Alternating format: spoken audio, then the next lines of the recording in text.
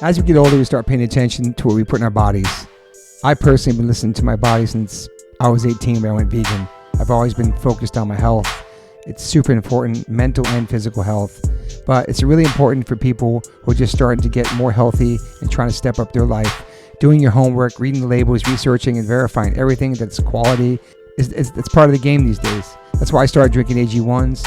I'm so proud to have them sponsor my podcast. AG1 is a foundational nutrition supplement that delivers daily nutrients and gut support and is backed by multiple research studies so you can trust what you're putting into your body. We're all so busy these days, so just throw a pack of AG1 in the morning into a cup of water and shake it up and drink it. I love the way it tastes. I do it every single morning. It's part of my routine. I bring the packets on tour. It's an incredible life changer for me. Many supplements only reference research from ingredients in their product, but I trust AG1 in my daily routine because it's constantly putting the formula to the test. It's backed by multiple research studies, and one of those research studies, AG1 was shown to have double the amount of healthy bacteria in the gut, which is super important because these help digestion in the immune system and the immune health. And these bacteria are known to help with digestion as well, gas and bloating, which I freaking need. And it also promotes regular bowel movements, what I can attest to. In another research study, 97% participants felt more energy after 30 days, and 91% of the participants noticed that they needed less coffee after 60 days. I quit coffee like 5 months ago. I know I'm good on that. But AG1 is packed with a variety of nutrient-dense ingredients and is the perfect complement to my healthy diet. I drink it because I know it's going to work, and it gives me a peace of mind covering all my nutrition bases for the day. In fact, I trust it so much, that's why I'm spreading the word about it. That's why it sponsors my podcast. Thanks to Angie Huberman for turning me on to AG1s, connecting me with them, and now they're part of my podcast. It's so easy and satisfying to start your day with AG1s. Try AG1 and get a free 1-year supply of the vitamin D3K2 and 5 free AG1 travel packs with your purchase at drinkag1.com/OLLC. That's drinkag1.com/OLLC.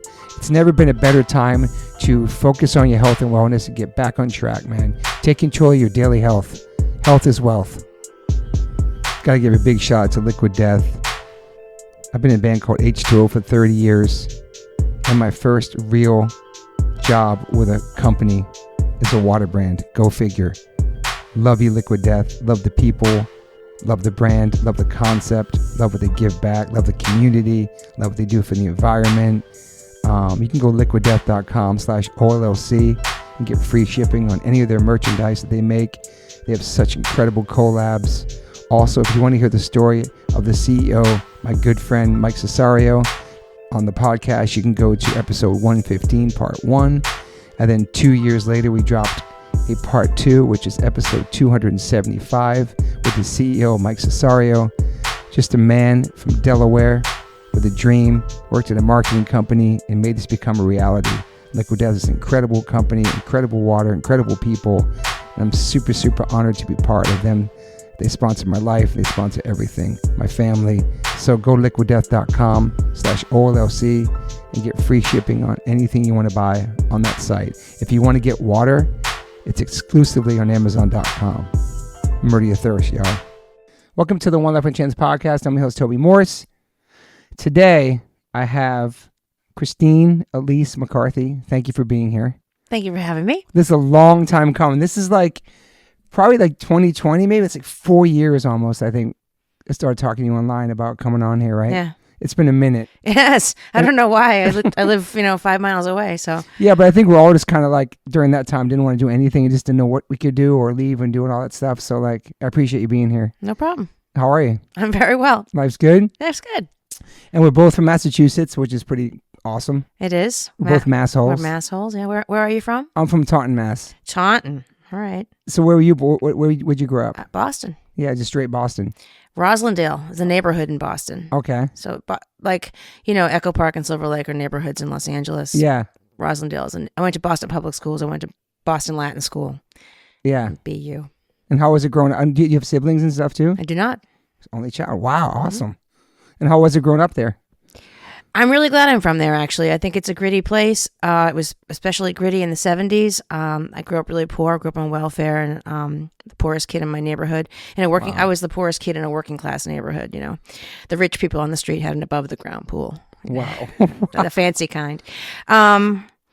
And I think it teaches you street smarts, or taught me street smarts, and just sort of how to handle myself in a way that I just don't get hassled. I think I give off an energy that's specifically Bostonian. You have an East Coast energy for sure. And people don't fuck with you. Yeah. I wonder why that is. It is interesting coming from the East Coast, living in Cali.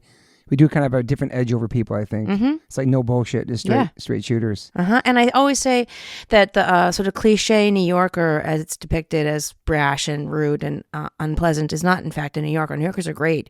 It's Bostonians that are the fucking assholes. Yeah. They really are. Why is this in the water? Like, why is that? I don't know why. They're mad they're not New Yorkers. You think so? Yeah. I don't know. And there's always that New York. There was always that New York to Boston sports rivalry, and then hardcore scene rivalry, and all that crazy stuff. Yeah. That's interesting. Do you think you really want to be New Yorkers? I think Boston's mad it's not New York. Yeah. Wow. Or that New York gets more, cred than Boston does. Were you like hanging out in the streets at a young age? Yeah, the streets being Newbury Street. Yeah, Newbury Street. Yeah, which is, it's so funny because people don't know, Newbury Street in Boston is the Rodeo Drive of Boston, and it in the late 70s and through the 80s, it housed both the high end stuff and the punk rock stuff. Yeah. Which is a really weird combination. But like if Newbury Comics was on Rodeo Drive in 1980, that would be so weird. Mm-hmm. But yeah, I was out there. I started hanging out probably 15. Wow. And were you like a good kid? Like were you good in school? A good student? Yeah. Boston Latin School is an exam school. It's it's oldest high school in America, founded in 1635. Our most famous dropout is Benjamin Franklin. And I think Harvard was founded the year after to house the graduates of Boston Latin. Okay. But yeah, good student, big, very bookish, big into books, collected books even back then. Once I was the only young person on the scene really, except for Springer and Michael Patrick McDonald. You know who they both are? I know Springer is, yeah. Michael Patrick McDonald's a guy from Southie. He's a year younger than me, and he wrote 2 books about Boston. One's called All Souls and one's called Easter Rising. Okay. All Souls is about growing up really poor in Southie, and 4 of his siblings dying before they got to be 21. And Easter Rising, and it's sort of a young person's perspective of all this tragedy that happened in his family, all poverty related, but all different causes. It wasn't like they all died of drug overdoses, and I don't think any of them died of a drug overdose. Just poverty related ways to die. And the other one is Easter Rising, is sort of his story and how punk rock saved him. That's amazing. Yeah. I mean, you don't think about Boston's I think it comes off as like a cleaner, more beautiful city than New York for some reason. But also I know it's very segregated too, and there are like even like crazy like rough areas, and it's still a really racist city, and it's broken down like block to block. It can go from being like Vietnamese gangs, and then Irish people, and then black people, and then back to Vietnamese. Like it's like not whole neighborhoods, but block to block it can change. Yeah. So and it can be dangerous. Yeah. I feel like LA is like that too, maybe more than New York City. Like there's different neighborhoods not to drive into or cut through, I think that's less true now than it was 40 years ago. Yeah. I don't think, I mean, I'm sure racism exists everywhere. I just don't really feel it here. I feel it in Boston. Even still to this day, probably. Yeah. When's the last time you went out there? I was there just last year in October. I was there. I didn't go for a couple of years because my stepdad was dealing with leukemia and had a bone marrow transplant and stuff, and he was too fragile to be visited. I couldn't fly and then bring COVID and kill him. Hadn't been. I don't go to Boston much though. I don't like going there. I'm really glad I'm from there. I think it gave me tools that I wouldn't have gotten other places. It's a pretty city, and my friends that I made there, the punk rock people that were my family then, are still my family. Yeah. And most of them followed me here after a couple of years. I had a huge crew of Bostonians here. Really? Yeah, I had Jamie Sharappa from SSD and his wife Angie moved out here. Dave Smalley and his family moved out here. Tony Perez and Andy Strahan never came here, but there were times when I have a barbecue and they'd be like, all Bostons? Yeah. Wow. And then they all left again. So like 20 years later, I had no friends. I was like, how have I been in LA for this long? I don't have any friends. They all went, they're breeders, So So you're super young going to shows. Were your parents strict? No, my parents took me. My parents helped me get a. My stepdad was in a band, a jazz band. Then he was in a couple of alternative bands. One was called November Group. Okay. They were big in the 80, 81, 82. And they would open for any other acts. They opened for like Julian Temple or Billy Idol or Men Without Hats or whatever. They were always they were the opening band. And then another band called Down Avenue that won the Rumble in 85. What's the Rumble? Boston Rock and Roll Rumble, the BCN Rumble. I don't know what that is. WBCN is a radio station. I know that. I know BCN, yeah. And every year they have a thing called the Rock and Roll Rumble, and Boston bands compete, and then you win and you get a record deal or whatever. Wow. It's actually a curse. Till Tuesday won it once, and it's a curse. Anybody who wins the Rumble doesn't go on to have a. Till Tuesday is a rare exception to have any They were success. from there? Yeah. I did not know that. Yeah. Wow. They're still not playing them on, I think. Till Tuesday was amazing, man. Amy Mann's on her own. She just played in New York last week. She opened Did up she? for this country show. Yeah, I wasn't out there. Wow. So she's probably doing solo stuff. Well, and she's doing soundtracks and stuff too. So Yeah. So what kind of music were you into before you found punk rock? Just normal radio stuff? Just like yeah, I was a big fan of disco. Nice. I still am actually. Disco's great. My whole family consists of my mother and my stepfather, but I had a real father, and I lived with him till I was 13. He was all about music too, so he would listen to things like, Screaming Jay Hawkins and things like that I was early exposure to. I saw Screaming Jay Hawkins like 3 times here at Raji's, a little tiny club in Hollywood. That's cool. In the 80s, yeah. But then left my dad when I was 13. So then I was Kiss. I was a big Kiss fan. I was a fan of Kiss, a fan of like Van Halen, the first 2 Van Halen albums. And those things sort of seemed they were the most rebellious music got at the time, and so that's why I think I was drawn to those bands. And then my mother met my stepfather. He was into alternative stuff, and you got exposed to alternative music back then from Saturday Night Live. Oh yeah. So you know Elvis Costello and Talking Heads and Devo and Gary Newman. I was a massive Gary Newman fan. But yeah, so my parents weren't. Cool. I was a good kid. I didn't do drugs. I was one of 3 kids that were underage that were at clubs. Spring and Michael McDonald being the other 2. I would see them here and there, and it wasn't until the hardcore scene happened that there were other people my age around. You know, and they were all straight edge. So yeah, it was pretty. Were you straight edge? You claimed straight edge back then? I was straight edge, except for occasionally Springer and I would do acid. That's amazing. Springer was my boyfriend in high school for 2 years. What? Yeah. Wow. Yeah. That's crazy. You started going to shows. You're still doing good in school. Yeah. And so what are your goals in school at that point, like in high school? Like, go to college, and I went to BU for a year. I went to the film school in BU. Yeah. I was always collected pulp fiction, little paperback novels from the 30s through the 60s of pulp fiction. And I was a big fan of old Hollywood movies and film noir in particular. And when Blade Runner came out, I said, "Oh, Blade Runner is like a reinvention of film noir. I would like to maybe take that baton and be a filmmaker and try to bring noir back to its former glory." So I went to BU for a year for reasons that are not interesting. I decided I hated BU and didn't make sense going to film school in a town that didn't have a film community. Yeah. Were you total punk rocker in college too? Well, yeah. You're still into it? Yeah, I mean, into it, but specifically, I know this is a controversial opinion, but I happen to agree with it, which is the hardcore scene ended in 84. Hardcore. That's a whole other podcast. Yeah. But so your hardcore ended in 84. I was over it. I was over bands. I was over it was hard. I went to a lot of shows. Yeah. The hardcore scene wasn't crazy. I mean, not from my perspective. It got crazy later. Yeah. After you're gone, yeah. But these guys were all just like nice little middle class suburban boys that they're all really sweet. They're good. The Boston crew is a crew of really lovely humans. Yeah. So you were out of there by 84. Probably. Yeah. So I moved I moved here. I moved to LA at 84. At 19, I moved here, LA.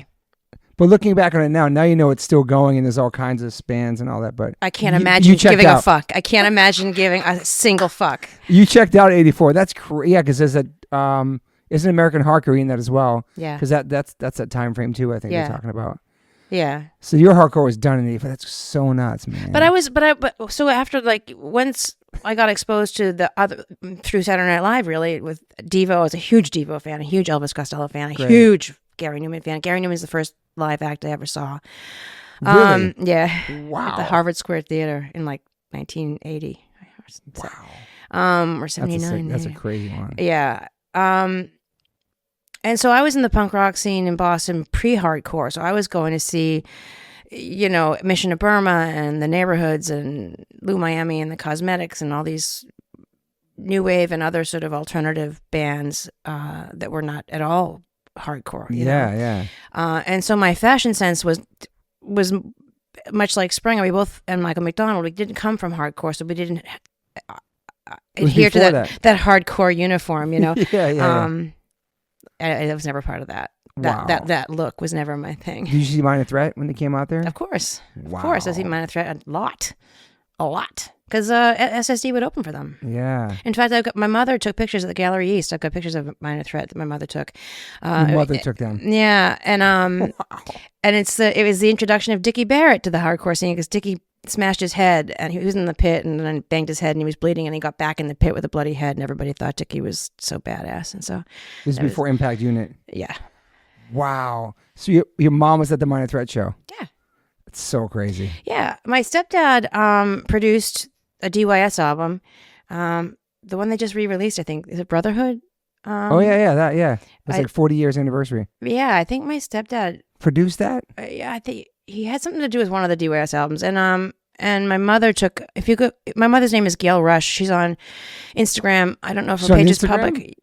Yeah. My parents are cool, I'm telling you. My parents' house looks like your house. My parents have this exact taste, and this is 1950s. Yeah, but eclectically so, What was I saying? You're saying about mom was at Minor Threat show. Oh yeah. Produced a Brotherhood record. That's crazy. Yeah. So her name is Gail Rush, and she might have made her page private because people steal her photos all the time. Oh, they do. Wow. But she's got a lot of great stuff. She's got early shots of Bauhaus and Bono at the Rat, and like U2 at the Rat. U2 at the Rat. Wow. We played the Rat probably like way later on though, but that's a crazy club. That's like the CBGBs. Yeah. Of Boston. Yeah. So I mean, I saw every single band that came through Boston. I saw in the the bigger bands. Yeah. So when you went to Cali in '84, you never looked back and didn't start going to punk shows in California. None of that. You just focused on coming out here and just I didn't have a car. I didn't drive. I didn't have a car for 2.5 years, which is a fucking weird thing to do in LA. And did you know anybody out here? Nope. Wow. And so I got a job on Rodeo Drive as a cashier, and I lived at Sunset in Normandy on a house that's just recently torn down, a little duplex. And so I was taking the bus to work every day and working 60 hours a week at $6 an hour to pay, my rent. Wow. And I had no friends. I had no one to go to a show with. Yeah. I wasn't like looking into dating guys. I've never been like a dater person. Okay. I didn't drink. I didn't have a car. I didn't have any friends. So I just went home and read. I just read. Dude, that was it. Yeah. And then yeah. And then my Boston friends started following me out, and my life sort of opened up a little bit. And then I got a car, and that really helped. So. Yeah, having no cars, that's no joke out here. And so when does acting come into play and your love for that? So I intended to move to Los Angeles and establish California residency after a year, and go to California State School as a resident, which at the time, I think the tuition at UCLA was like $600 a semester rather than $12,000 or $16,000, whatever I was paying at BU. But like I said, I had to work 60 hours a week at this stupid job, and I couldn't afford to go to film school. And so 2.5 years later, I'm still at this job going, fuck, I'm in retail. It was a retail job? Okay. Cashier in a clothing store. Wow. At the corner of Rodeo, where that mall thing is, that sort of European little mall at Rodeo and Dayton, which the Tiffany is in there and stuff. Yeah, I can see it right now. The arches kind of thing. Yeah. It used to be a little 2-off store, a little single-story little bungalow little store in a huge parking lot. Is what used to be there. And so I'm like, fuck, I can't, retail can't be the peak of my life. What else can I do? How can I continue somehow being involved in filmmaking? I didn't know anybody who'd ever done it. And so I went to LACC and took some night classes, but then I'm like, oh great, in 16 years I'll have a degree from a college nobody gives a fuck about. So this is not paced well enough for me. Yeah. And And then I said, oh, well, if I'm going to be a director, I'm going to have to direct actors, so I should know what actors do so I can have any sort of a common language with them. So I took an acting class, and I liked it more than I thought I would. And I thought, you know what can I do to get involved in the film industry with no training, no skill, and no talent? But just the love I'll just for become an actor. But did you love movies growing up and always Yeah. like, that Old was Hollywood stuff. Like I was all a the big, old stuff. Yeah. So you start taking acting classes then. I took an acting class, and a little like once a week at night, and then my boyfriend at the time he said, I want to be an actor too, and so he found some play to audition for in the Valley, and the classic story where I accompanied him to the audition and decided to audition myself, and then I got a part and he didn't, which is always how it happens. Wow. Never bring somebody to your fucking audition because they always get the job. This is your first acting gig? It was just, it was a stupid little play in the tiny little theater in the Valley called Is Nudity Required? It wasn't. And at the last day of the play, another actor said, my agent would really like you. You should meet my agent. And I did, and she did. And I looked 15. I looked super young. You still look young. Thank you. I was in my 20s, though, and I looked I really, really looked young. And I went on to play high school for like the next 10 years. You play high school for the next... Wasn't like the first thing you did was like a TV movie, Town Bully? Mm-hmm. That was the first one, right? Yes. And was that a fun experience? It was a terrifying experience. I was going to say, it must be so scary. Yeah, I had no training at all, really, and I'm just fucking winging it. And like the audition, there was a big crying scene. If there's a crying scene for a role, that's always the audition, which is so unfair. It's and I'm not trained. I don't have any. To this day, if it's a crying scene, is it in front of me, I don't know whether it's going to happen or not. Wow. Sometimes organically it does, and sometimes it just doesn't. If it's written poorly or the other actors are bad or other things that can get you in your head and make it not work. And other times I surprise myself and I get there. It's really it's really gratifying when that happens. But so for the audition I had to cry, and I watched the last 5 minutes of The Champ. Okay, I think I remember that. Yeah, where it's like Ricky Schroeder. Ricky Schroeder. John Voight's dead, and Ricky Schroeder's screaming, crying, Dad, Dad. That's heavy. Okay. So I watched that before the audition, and then I went to the Pound, and I walked around in the Pound to get myself all worked up. And then by the time I got to the audition, I was so cried out I couldn't have cried if my parents were killed in front of me. I was so fucking exhausted from The Champ and from the Pound. So they said, oh, we're going to have her come back. We didn't give her any direction. We thought she didn't do what we wanted her to do, but we didn't really give her any direction. So bring her back in. And I went in again. And I think just the sheer pressure I put on myself to do it, I was able to get emotional, and I got the job that way. But then I couldn't get emotional on the day of the when you actually film it? Yeah, and I couldn't. Wow. And they ended up cutting that scene, So obviously you're still working the job and you're still doing auditions. Even if you're getting these parts, you're still working retail. You're not like... No. Oh, no, I quit. You quit for that. Okay. Yeah. Okay. I quit, and then I got this Town Bully, and during the Town Bully, the writer's strike happened, and so the whole town shut down. So when I got that job, when that job ended, it just happened again. So everything shuts down. So, and my agent was she was a one-off agent, owned her own agency, and so she's like, what are we going to do to... And my rent at the time was $420, and I was sharing it with my boyfriend, so it's not a high overhead. But so my agent and I started what we called the bagel business, and we would go to Smart and Final and buy like a giant block of cream cheese and then the little individual serving things, and fill out these little cream cheese little servings, and go buy bagels and go buy muffins and saran wrap them and go to offices and deliver bagels and the muffins to people. Wow. That's a crazy job. Yeah. And like 5 years ago, someone at the airport was like, hi, is your name Christine? I'm like, yeah. She, you don't remember me, but you used to deliver bagels and muffins to my office. No way. Yeah. You're like, what do you guys do? Well, she's an actor and I'm her agent. You're like, yeah, sure. But somebody remembered, and somebody, yeah. How long did you do that for? We did it until the strike ended. So however long that strike lasted, she did it. I kept going with it after for a while because it was making me $100 a week, and that, yeah, it was worth it. I could live on that basically, so I guess I didn't really stop doing it until I got another acting job, which I don't know when that was. But. Yeah, did Child's Play come before Beverly Hills 90210? Yeah, Child's Play was 89. So that's a pretty big one, I think, back then. The Chucky movie's pretty. Yeah, that's like no joke.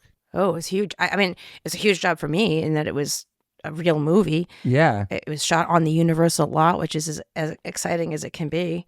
And the stage that we shot on there had at the time the oldest remaining standing set in the world. It was part of the part of the audience seating for the Phantom of the Opera original one. It's since burned down. But it was there then. I didn't take a single picture of it like an asshole. I don't know. No one doing that back then. I know. And I've always been a photographer. Yeah, I know. And a sentimental person that way. So it's bizarre. It's out of character for me not to have taken any pictures of it. It's very strange. But yeah, it was a 7 weeks job. That's a huge job. Yeah. But were you already SAG before that? Or this was official? You get SAG from the first job. Okay, first job. Yeah. Were you a fan of Chucky and stuff like that growing up, or horror movies and stuff, or no? Well, there's only been one Chucky movie to date. I did Child's Play 2, so only Child's Play 1 existed. Yeah, that's right. And it was only out for a year, and I didn't see it in the theater. I went and rented it at Blockbuster, and when I got the audition, so I would know what I was doing. But, horror movies weren't what they've become. I guess you're right, yeah. I saw the original Halloween. I saw all the original Nightmare on Elm Street. I saw those, the first of all of those, classic iconic ones. Yeah. I haven't seen the rest of almost any of them. Yeah, there's a lot of them. Yeah, I watched the last 3 Halloweens, but I haven't seen the ones between the first Halloween and the last 3. The last 3 pretty sick, actually. Yeah. There's 7 Chucky movies now, though. There is? Yeah. Oh, my God. Yeah, I've been down. You did a bunch of Chucky ones after that, too. No, I didn't. I did 2, and I have a cameo in the last one, in the 7th one. Wow. Even like, we're going to get to 90210 because that was one of my favorite shows growing up. We had a T-shirt that said New York City 90820. It was a girl show. Oh, wow. We had the logo. I was trying to find it to show you online. I can't find it anywhere. But that shirt, people loved it back then because we were watching that show. We were like hardcore kids, but also watching that show. You know what I mean? Like, but yeah, also A League of Their Own I saw too as well. Yeah, TV show. Okay, the TV show. Yeah, spin off from that. Yeah. Yeah. One of my early jobs as a pilot for a television show was called San Berdue, and Lori Petty was in it with me. Oh yeah, before she'd done anything, she was totally an unknown at that time. But she played Kit Keller in the movie, and I played Kit Keller in the TV show. Oh, okay. And I already knew Lori, so it's even weirder. So That's I say, crazy. I'm not Lori Petty, but I played her on TV. 90210 is kind of a game changer for you? Nothing was a game changer for me. I It was gotta say, maybe getting you out there. Maybe it was a game changer in that I got recognized places. Okay. Because my look was so specific and the show was so huge. Huge. But I didn't get recognized anywhere after Child's Play. I didn't get recognized anywhere. From ER. ER had a bigger audience, and I was on it more. And it's 90210 is the thing I get recognized for. You did more most. episodes on ER than 90210? Mm-hmm. Wow. But that look, in fact, the first time it happened to me, I was in New York City with a woman whose name is Emily. And we're walking down the street, and Emily. I'm like, Emily, why is everybody calling your name out? She's like, I think it's you, because I'm Emily Valentine, and it was me. Yeah. Were your friends in Boston like tripping on that because that was like such a big show? They were here. Most of them were living here. Okay, when that happened, yeah. So no. Was that just obviously audition for that? Yeah. In fact, the audition for that, the breakdown, the description of the character was a Julia Roberts type. It was, drop dead gorgeous, cascading red hair, can ride a motorcycle, can play guitar, and can sing. None of which I can do. And wow. I had hair much like I have sitting in front of you, the short white hair with the dark roots, and I couldn't do Julia Roberts, so I just went in as myself, which I was wearing jack boots and bike shorts and that leather hat, the biker hat that I wore in Child's Play 2. I wore it on the audition. That was a very lucky hat. I've gotten a lot of jobs with that hat. That's cool. And they changed the character to be me. Wow, that's crazy. And then you'll notice if you watch. I arrive on a motorcycle and I play guitar once and I sing twice. It never happens again on the show because I can't do those fucking things. And the guitar, when I had to sing, it's not on the DVD release because they couldn't afford the rights to Mercedes-Benz, which I had to sing a cappella. Wow. It was brutally embarrassing because I cannot sing. And for some reason, I tried to sing it like she sings it, like with the twang, which I don't naturally have. So what am I doing? I'm clearly mimicking, Janis Joplin, or attempting to. But in between takes, like they framed the guitar so you couldn't see that I wasn't really playing it. And I'd be like, oh Lord, and then they go cut, and I'd start crying. And they go, okay, action. Won't you buy me? And so literally crying in between takes. It was so humiliating. Wow. Was there everybody watching with some of the cast? Yeah. I'm sitting there in the fucking grass with Shannon Doherty and Tori Spelling and I think, was it Shannon and Tori and Jenny Garth. Wow. Man. You know, it's like I'm sitting in a pool of mean girls and then the boys was on the quad, so there's 8 million extras, and then the boys are all around. So that when I watch this poor guest star have to be, yeah. How is that coming into a show that's already established and being like the new girl on the set? It's really a lot. It's a lot, and especially when you killed it too, and you knew like people loved that character on that show. You know what I mean? Like, well, I don't think that she's a very divisive character. Actually, no, but I know, but people still, I don't know. Well, I'll tell you, it's the thing. Was a professional guest star most of my life, and it's, you don't go to work to make friends, you go to work to do your job, and everyone's got a life, and so there isn't this expectation that you're all going to be BFFs, and you know. Also, I was older than most of them. I was 26, and they were like phenomenally successful, like on the cover of Rolling Stone and stuff. So they were all like busy, and my description of how the girls treated me has evolved. I used to say that they were sort of mean, like I just called them mean girls. It wasn't that they were mean though; it's that they were just indifferent. And when you're insecure and afraid, and people aren't being overtly kind, it feels like hostility. Of course, it's not. It's total like I didn't exist, and I shouldn't have. You know. They were way too young for me to hang out with. I wouldn't have hung out with them if they were desperate to hang out with me. I wouldn't have, it wouldn't have been anything in common with them, you know. But the boys were great, and then I lived with Jason for 5 years. So, yeah, I think there was another girl that was older on that show too that dated Ian. Ian.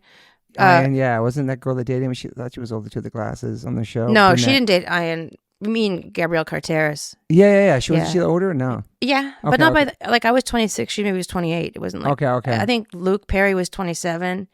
Jason was 21. Were you a fan of that show at all? Actually, the weird thing is, I was living with a guy from Boston, Jamie Young, who lives in Manhattan Beach now, and people were calling us and, oh, Jamie, my God, you got to put the TV on. There's a guy on TV who looks just like you. I'm like, wait, what channel? What channel? And we look, and people were talking about Jason Priestley. They thought he looked like my boyfriend Jamie Young, which I don't particularly see. They both have blue. They're both very handsome and blue eyes. Did and have stuff. The hair? No, Jamie didn't have the hair, but I didn't really see it. Other people do see it. Anyway, this is kind of a weird aside, but I lived in Highland Park at the time. I was living on Mount Washington back then. In 1980, yeah. Wow, that place is so different now. I know. Wow. Yes, it's hipster now. It was ethnic then. It's hipster now. It's like a vegan mecca over there. Yes, but it was not then. And so there was a supermarket at the bottom of my hill called Lucky Market, and there was a ridiculously gorgeous Chola girl with like big old red lips and the perfect eyebrows, and she was fucking fantastic, right? So Jamie and I used to pretend we were having an affair with her individually. Like, I saw my girl at the store. That's funny. And so then when people started pointing out Jason on TV, I decided to let Jamie have the girl from the supermarket, and I pretended to be in love with Jason. And I would like make a big fuss about the show coming on and like kiss the TV and shit. Dude. Yes. And then when I got the audition for 90210, I go to the head of casting at Fox. His name was Bob Harbin, and Bob Harbin says, "Hey, Christina, how you doing?" So, what do you think of TV? I'm like, TV is bullshit. If I'm going to have a career in TV, I'd rather go into plastics. I had this whole rant about how TV sucks, and I'm a film actress. Because that's what you do when the head of casting brings you in for a meeting. Look, I'm such an asshole. And he's like, oh, okay, well, I guess I'll think of you for something else in the future then. I go, well, what were you thinking of? What were you going to... He said, well, there was the show. They're adding another character to 90210, and I thought you might be good for it. I was like, 90210? I have to do that. I have to make out with Jason Priestley, I say, in a meeting. Oh, my God. He shouldn't have even brought me back. I shouldn't have even gotten the audition from that behavior. I was acting like a complete maniac. I get the audition, I get the job, and then I end up living with Jason Priestley. Oh, my God. Bob Harbin must think I'm a psycho stalking bitch. So that really happened. So, yeah, so just the chemistry on the set, it just happened, started dating. Yeah, Jamie and I broke up actually during my run on that show, and Jason's an awesome dude. Was your boyfriend jealous you being on that show?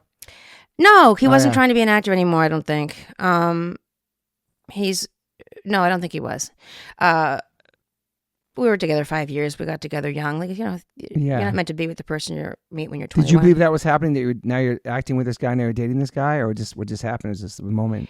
I didn't really start, we didn't really get together until I was pretty much done with my run on. Okay. So, wow. But yeah, I within 5 months we bought a house together. So. Holy shoot. So you dated for like 4 or 5 years? 5.5 years. Wow. That's kind of crazy. Not as crazy as me telling the head of casting at Fox that because then it didn't happen. You made that shit happen though. It's crazy. Yeah, a powerful manifester, but I was kidding. I didn't really want it. I was like assaulting a casting person with my personal jokes from home with my boyfriend. Like, I didn't really want to make out. It wasn't really a thing. I was joking. Wow. So as far as for your career goes, did that open doors like with that character you played? No, Did it change anything for you being on that show? I feel like nothing changed anything. Okay. Honest to God, I feel like nothing. I never got the quality of my auditions didn't ever exponentially get better. I've never read for. I think the most important thing I read for in my life is Friends. But that was a job to lose, huh?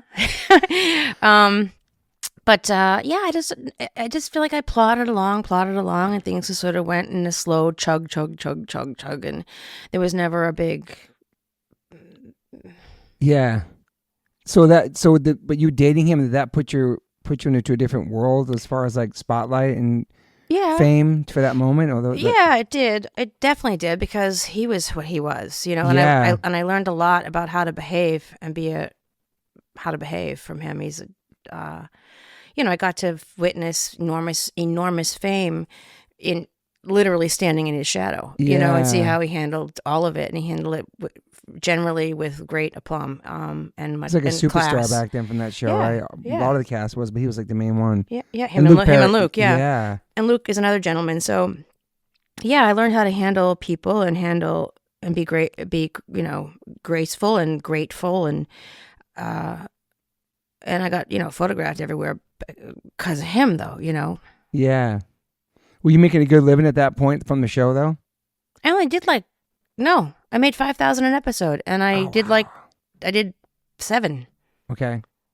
Yeah, it seems you were on there for so much longer. It was your character had I think I had a big impact from watching all the shows and all the seasons, whatever. Then having you come on there was just like, you killed it. Thank you. You killed it. So it's like, she's a really she had a lot of impact, that character, and the best part about her for me is that I was a punk rock kid, and I was an outsider in school. Yeah. I was cool with I was sort of a self-appointed outsider in school. It's different when you're an outsider because of choices you make than the choices you can't unmake. Yeah. So the legacy for her is that everybody who felt other than, in school, whether it's because they were, of a different economic strata, or gay, or punk rock, or a different race, or different religion, or all the different ways you can be other than in school, that character held that place in the show for them. And they're super forgiving of her lunacy and the things that she did because she stood for them on that show. And I think little outsider girls everywhere felt incredibly vindicated that the outsider girl got the hot guy. Yeah. Yeah. And in real life too. Yeah, in real life too. They didn't like that so much, actually. I got a lot of shit for that. Really? Yeah, little girls did not like that. But that's a great legacy to have. I'd like to stand up for the underdog in the island of misfit toys. And that's a good way to break it down. It's true. Like the punk rock girl on the show just came and just stole the man from the Mean Girls, from the whole like stereotypical type of perfect girls. You know what I mean? Like, wow. And so when that show ended, were you still together with him? Oh, yeah. No. We were together 5 years. That show ran 10. Oh, shit, that's right. I wrote for it, too. I wrote the Cramps episode. No way. So after that, you were writing for it? While I was with Jason, I was writing for it. Okay. Because I watched Jason. He was directing, he was producing it, and he did things like they had arcade games for the cast to play with in between things. And what they would do is they'd rent them at great expense from our arcade rental place. And then when the season ended, they'd give them back and get them back the next season. Well, Jason had the epiphany to buy them himself and rent them to the show himself. So he was making money all kinds of ways. Wow. He'd buy walkie-talkies and rent those to the crew, and so he was making. So I was like, I need to I have access. I have access. I need to make use of it. So I pitched the gang. I think Shannon must have left the show at the time. So the remaining gang, in my dream episode, but they were going to go on a booze cruise, and they're out there on the booze cruise, and there's a storm, and Donna, Tori Spelling, slips on the deck and bumps her head, and has a fever dream of the Gilligan's Island episode with the British band. I forget what they're called, and then the girls form a band and the boys form a band, and so it was you'd be amazed how well the 90210 characters dropped into the Gilligan's Island characters really well. Yeah. So I pitched that, and Aaron's like, "That's great. We'll try to do it." And then Sherwood Schwartz, is that Sherwood Schwartz that does the Gilligan? They were going to make a feature, and they said, "Oh, you can't do it. We're going to do a feature," which I don't think they ever did. But wow, they're like, "We like the Gilligan's Island thing. We can't do it. So do you want to write? Just write other episodes for us." So and the Cramps one landed in my lap by some miracle. That is so cool. And I was such a jaded cunt at the time that I didn't go to set once. What? The Cramps is my top 3 bands of all time. My wife too.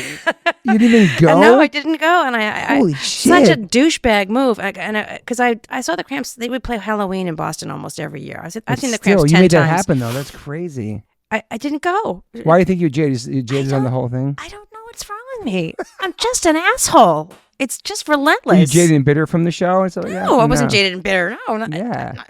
No, I think I was just too cool. I think I'm too fucking cool. Wow. Which I'm not. So, I don't know. I can't explain it. It's really weird that I didn't. It's really weird. So you missed that moment. Yeah, I wrote dialogue for Lux to say, and then didn't go there to watch him say it. Wow. Are you doing photography too throughout this whole time? I know you love photography. Are you taking pictures throughout your life? You say you always document things. Yeah, not so much then. Actually, it was weird. It was a very busy time. Yeah. And there were cameras everywhere as far as we were in public. True. But I did more of that when I ended up on my own, like single, with more free time. Yeah. So you're writing for stuff and still auditioning for stuff. Once you and Jason break up, obviously you go on your own way, and 90210 is done, and then obviously there's like you do the Chucky after that. Is there one Chucky you appear in after that? I did like 4 years ago. I did that. Oh, that's way later. Yeah. It's way later. So what are you doing after that? Because you're doing being an actor. Auditioning and working when I can, and yeah. Did you like not being in like the spotlight kind of too after all that kind of fizzled out? Well, it was all about Jason. You know? That's what I'm saying. Like you're back to this, kind of private. You know how life is, though. Whatever happens to you is normal. Yeah, it's when you're growing up. No matter how bizarre your life at home might be, it's your life, and you think it's normal. So yeah, nothing was. It just felt normal. So what kind of stuff are you auditioning for? Do they want like an Emily Valentine character after that, or no, just whatever? I did a lot of action stuff actually, though. I did ER for a whole season, and then 15 episodes, 17, I think. They didn't give me credit for all of them. Okay. I did that baseball show, and then I did a fire show. I left ER and did a fire show where I played a fireman, and I started doing a lot of action things, playing like the pilot of a airplane or the captain of a ship that goes to Mars, or I did an Outer Limits where I played a soldier. I did a Fantasy Island with Malcolm McDowell where I played a soldier. Sick. A lot of action-y things. Yeah, and then you stayed busy, and that's just like. Yeah, I stayed busy until it didn't.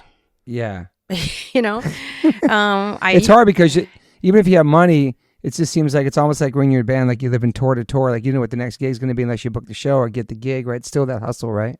It's always that hustle, absolutely. Yeah. And I used to, scoff at people saying that, it's hard to be female and old in this town, but it is. And so I've done a lot of. I'm a hustler, I've done a lot of things. I will, if I need money and you need your gym painted, I'll paint your gym. If there's a way to make money and I can do it, I do it. Yeah. I worked. Jamie Sharappa from SSD and his wife owned a photo lab here in LA for a long time. I did a whole year in 2001. 9/11 happened while I was working there, so it was 2001. We're at $10 an hour. I worked for a year behind the counter. Wow. Do people recognize you there? Yeah, which is really embarrassing. Oh, what are you doing here? Well, you're not acting anymore? Wow. I'm trying. Thanks for rubbing the salt in. Have you been through a bunch of agents and managers and all that stuff? Super, really promiscuous with the representation because I really had bad luck with representation. I have any success I've had, it's been despite my representation. Really, really no one can understand why my appeal. So even my own teams never seem to understand what my appeal is. So it's difficult for them to sell me, you know? Yeah. It's just that I sort of really truly was an offbeat person. Yeah. So when the character was that, I think I had an authenticity that people like. You can always tell when somebody's not really punk rock and they're playing punk rock, and it's just so dumb. Totally. They got the ridiculous Waddy Hawk or something like, and like no one does that. They knew you were a real one. You can feel it, you know. Yeah. So, and I worked in post production like in 2015 or so. I was doing post production on reality TV, sort of quasi editing. It's called story producing, but it's sort of the person in between, right? What they've shot and what gets cut together. I'm the person that pulls stuff for the editor and the relevant stuff to tell the story that producers are trying to tell. And I did a whole bunch of reality TV like that, which was not breaking rocks in the hot sun, you know, but it's a corporate job and it's 10 to 7 or later. It could be 10 to midnight. It's a salary job, so you get paid what you get paid no matter what. I'm a 2-finger typer because I've never had to type as any part of my job, so I wrote a novel and I wrote it with 2 fingers. I'm a really fast 2-finger typer, but people would make fun of me. Like, oh my God, are you typing with 2 fucking fingers? I'm like, yeah, because I was 56 before I had to type for a living. I think my wife does that too, yeah. I should be applauded for having dodged this job for as long as I have. So. You dropped that book in 2014. Yeah. You think so that book is Bathing and the Single Girl? Yeah. And what is that about? It's about dating, and it's about dating. Okay. It's a raunchy comedy. Okay. I just tried to write the funniest book I could write. I didn't try to write the great American novel. It is not the great American novel, but I do think it's genuinely funny. Yeah. I think it's brave in that everybody assumes the main character in it is me, and she's an incredibly flawed person that experiences pretty much nothing but humiliation. So to have everybody ascribe all that to me is a lot, but it is fiction. Yeah.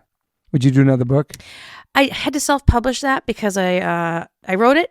I did a short film first. I did a 10-minute short film of the same title, and I did like 200 film. I did 100 film festivals with it. 100 film festivals over 2 years with it, and then at the end of that, someone said to me, you know, if you have more stories, if you can write a novel, I can get you a 3-book deal. So I wrote the book in 8 weeks. I 2-finger typed my little butt into fucking a novel, a 400-page novel in 8 weeks. And then I just Googled who the 10 most important literary agents were in New York, and I submitted it blind to 10 of them. One of them took it. Wow. She tried to, I didn't edit it. I wrote it stream of consciousness. I didn't write it. I didn't do an outline. I just wrote it like stream of consciousness. Yeah. So it's never been really edited. And then she couldn't sell it because I had a really corny launching point for it. I thought of my launching point in the car coming back from the meeting where someone said they could get me a 3-book deal. And so the corny launch was that stupid deal, that romantic comedy sort of deal where a couple, friends, if we're not married to somebody else when we're 40, we'll marry each other. Yeah. And then so this girl just then sort of launches her on a desperate mission to not end up having to marry her best friend and finding somebody else to marry. So, and that leads to all this sort of forced, unsuccessful romantic stuff. Okay. And so she said the problem is that the setup is corny and romantic comedy, and so people who like that aren't going to like where the book goes. The book gets too dark, and people who are going to like where the book goes aren't going to bother getting that far because they're not going to like the setup. So you got to do it. You got to edit it down and make it either more mainstream or make it darker. So I made it darker, and I took another 8 weeks and rewrote about 50% of it, and it's an immensely better book for the rewrite than it was. So I'm really glad that happened because I'm proud of the book now. I wouldn't be nearly as proud of it if it was the original draft. Yeah. And the book did pretty well? No, I self-published it. You couldn't sell it because there's 2 things you can't sell if you are, that are hard to sell in the book world, which are cookbooks and comedy books. If you're not Amy Poehler or Tina Fey or a famous Emerald Lagasse or whatever. If you're not somebody famous for those things, it's difficult to sell a book because they want to know that you have a built-in audience for these things. Gotcha. Cookbooks in particular, because they're so expensive to produce because they're color and there's photographs and stuff. But yeah, which is why I don't have a cookbook, because they're really, really expensive to produce, and I'm not a famous chef. But you have a cooking show. I do have a cooking show. Not anymore. I abandoned it. Oh, you did? Yeah. Was it too much to run and stuff? It was a one-man show. I did everything. It was a videovegan, right? .com with Delightful, Delicious, and Delovely. Yeah. Yeah. It was a one-man show. I did everything. I shot it. I edited it. When did you start that? Well, how long ago? I don't know. Long time. Okay. Yeah. And then you stopped doing There's it? like 150 episodes out. There's a lot. There's a lot. Yeah. And in like 3 years. Did it all yourself? Everything myself. I photograph the food. DIY, I make man. the food. Every single thing. Entirely me. Wow. That's a lot. It wasn't a lot. It was easy. I have nothing else to fucking do. You love cooking? I love cooking. Okay, and yeah. I love photography. Yep. And there's a blog that predates it by many years. So I did a blog called Delightful, Delicious, Lovely. Yep. That was when I was still pescatarian, and so that there's years of stuff on that. And then because it was marrying cooking and photography, and I post things on Facebook or whatever, back when I used Facebook, and people, oh, it looks good. What is that? How do you make? So I made the blog to sort of do that. Yeah. Then that felt really stagnant, and I did the show. The first couple episodes, the first 12 episodes, are really not well done because I didn't have a mic. I didn't know how to edit. I shot the first one in one take with my iPhone. Wow. So it took a little bit for it to develop into a more polished product. Yeah. But I gave it up because everybody sucks. I would get vegans are the vegans are the worst. Vegans for enemies of vegans, actually. Yeah, they're the meanest people on earth. Mm-hmm. And the next, not all of them, but yeah, I know what you're saying. The next biggest group of assholes are men that fetishize bacon. So meat eaters attacking me for calling it orange chicken. Like, why you call it chicken? It's not fucking chicken. I hate that. And then vegans saying, why you spell it like chicken? What, you should spell it CHIK''N. Like, you're gonna gripe me. How do I know it's vegan? Because it says vegan in the fucking title. That's how you know it's vegan. I hate that shit, man. Oh my God. So I spent $50 and bought this vegan turkey. It's made of tofu. Tofurkey? It's okay. It's literally shaped like a turkey. Okay. It's in a mold. It costs $50. You can get it at Lassen's or whatever. Okay, yeah. I sometimes have it at Whole Foods. Anyway, I made it and I photographed it to make it as much look like a turkey as possible, and it really does. Yeah. Right. And then I posted it. I was promoting my post of it all over Facebook, and like 16 vegan groups blocked me, knowing full well that it was vegan. But offended. Why do you want a carcass on your table? Why are you putting stuffing in its anal cavity? Dude. And that's the worst, man. Dude. And then vegans on top of that, like just so judgmental and so like. You're not vegan enough. Yeah. You're not the right kind of vegan. You're not my vegan. Why do you want to eat cheese? What like when someone says, "Oh, I really wanted a good cheese replacement," and instead of giving a suggestion of a good vegan cheese, they say, "Why do you want to eat fake cow pus?" Like, you're not converting a single person by doing that. You're not scaring people away. You're making people not want to be like that. Yeah, and that's never been my approach. I hate the preachy. I'm more teachy. Like lead by example. Here's some stuff, and I hate that shit, dude. I never liked it, man. If Burger King has an Impossible Burger on the menu, that's a good thing. It's amazing. It's a good thing. It is. And it's not for us personally. It's for people transitioning, trying to try something and change their diet. And it's such a great gateway. The Gardein, the Beyond, the Impossible Burgers, if you don't like it, don't eat it. But it's not just for us. We've been around eating those vegan hippie Boca burgers and those hockey pucks from the 80s. We've been having that, but this is a great opportunity. I love it. I respect it. And that was my argument with the turkey. I go, hey, if you can get Grandpa to eat a vegan turkey and he doesn't even know he's doing it, I know. Like, so, and it looks familiar. It has the sort of the nostalgia from your growing up with eating a turkey or whatever. Yeah. I just don't get it, and I it's frustrating. It makes you like now you want to be part of that world. Well, that's why I stopped. Yeah, but that sucks because you were being creative. You love cooking. You're inspiring. You're helping people. These are the foods you love, and it's just a handful of people. It's just like they're probably not even vegan anymore, to be honest. No, I know. What I mean? It's because they're so strict they couldn't even maintain it. And you started in '88, like I did. I stopped eating meat in '88. Yeah, but I still ate fish. That's okay. But what made you to stop in '88? Well, when I was living in Highland Park with my boyfriend, Jamie Young, the house we were renting had a weird chicken coop thing in the backyard. Oh, wow. And at the time, Madonna and Michael Jackson are like the most famous people on earth, and they both at the time were claiming to be vegetarian. And I kind of remember that. decided that their fame was a karmic reward for being vegetarian. And I felt like I'll never succeed if I keep eating meat. It's never going to happen for me. Wow, that's crazy. And so this chicken coop was in the backyard, and we're like, Jamie's like, we should get some chickens. Let's get some chickens and eat their eggs. Never eat the chicken, of course, but yeah, even though I ate chicken at the time. Well, get their eggs, and we'll take poultry as a hobby. And so we went and bought some chickens, little teenage chickens, and he built a little run for them. And then one day I was having a dinner party, and it was like dusk, and I go, shit. I go put the chickens away. I had to go put the chickens away. And I went to put them away, and they were gone because coyotes had killed them. And I came in the house, they were just gone, and they were definitely. So I came in crying, no chicken will ever die because of me again. And that's when I gave up. And that was it. Yeah. Wow. That's a cool moment. Yeah, it was cool. Everybody's different why they don't want to do it anymore. That's cool. Yeah, and it's funny.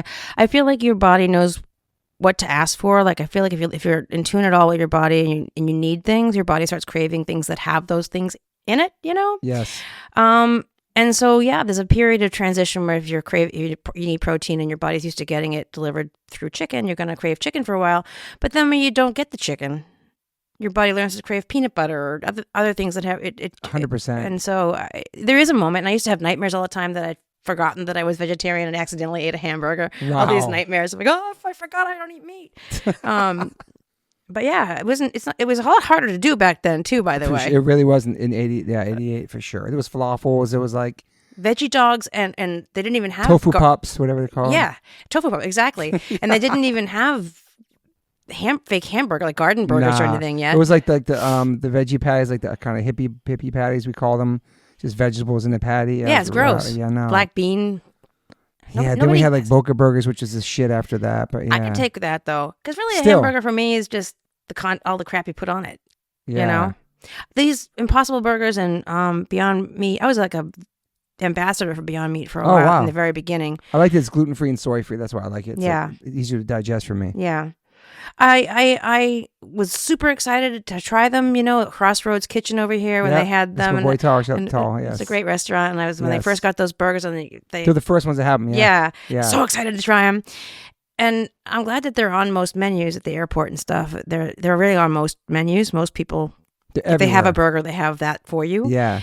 They're so gross though. I can't get this hamburger hands off my hands. Smell like hamburger for.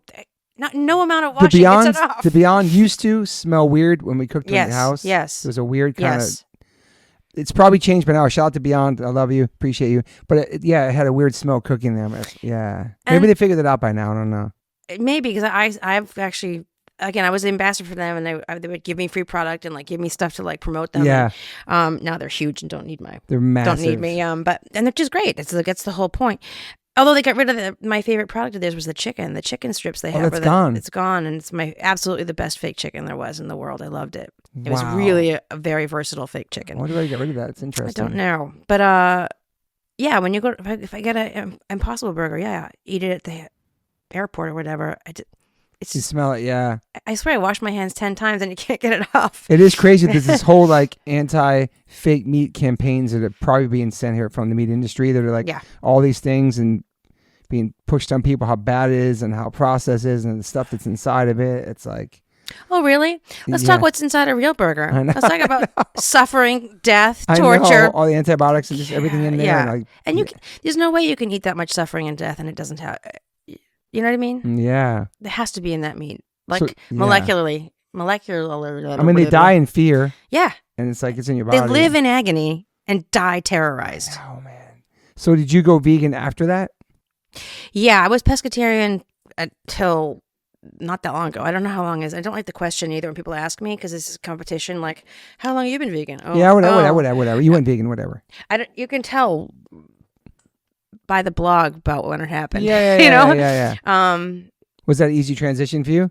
Yeah, and I got to say though, I'm not a super strict vegan in that if I do horror conventions, and they're often in pockets of the country that don't have options on the menu. Yeah, which is gotta be really Sometimes I'm DoubleTree in Kentucky and there's nothing on the menu. that I can have. Like even the salad dressings aren't vegan, so Yeah. I'll eat cheese. You do what you can, man. Yeah, you do. Yeah, you can. We're not perfect humans. We're not perfect vegans. Yeah. That's what people think that everything's like. It's a sacrifice. Yeah, and it's just not realistic sometimes. Yeah. Sometimes I bring stuff with me. When I go to Europe, I bring like a bag of, I get my proteins and all my shit. I bring with me when I travel. Yeah. But Europe's got everything. Man, Berlin's like the Mecca. Everybody traveling to Europe, there's always an option. It's Right. It's crazy how the world's changed. Yeah. It's amazing. Actually. It's great, but it's not true in the flyover states of America. Yeah. We think because we live in California, we have so many options here. Yeah. So you're not really eating out that much. You're mostly cooking. That's your thing. Yeah. If I eat 30 meals a month, 29 of them are in my kitchen that I made for myself. Wow, that's so cool. Yeah. You have favorite things you like to cook? I get asked that a lot, and I do a lot of Asian stuff because Nice. it comes together so easily. Yeah. I just bought an outdoor pizza oven. That's cool. It's genius. It was $300, and it heats up in 10 minutes. It's at 800 degrees and cooks a pizza in 60 seconds. 60 seconds? 60 seconds. Wow. It's fantastic. It's Uni, OONI, and $300.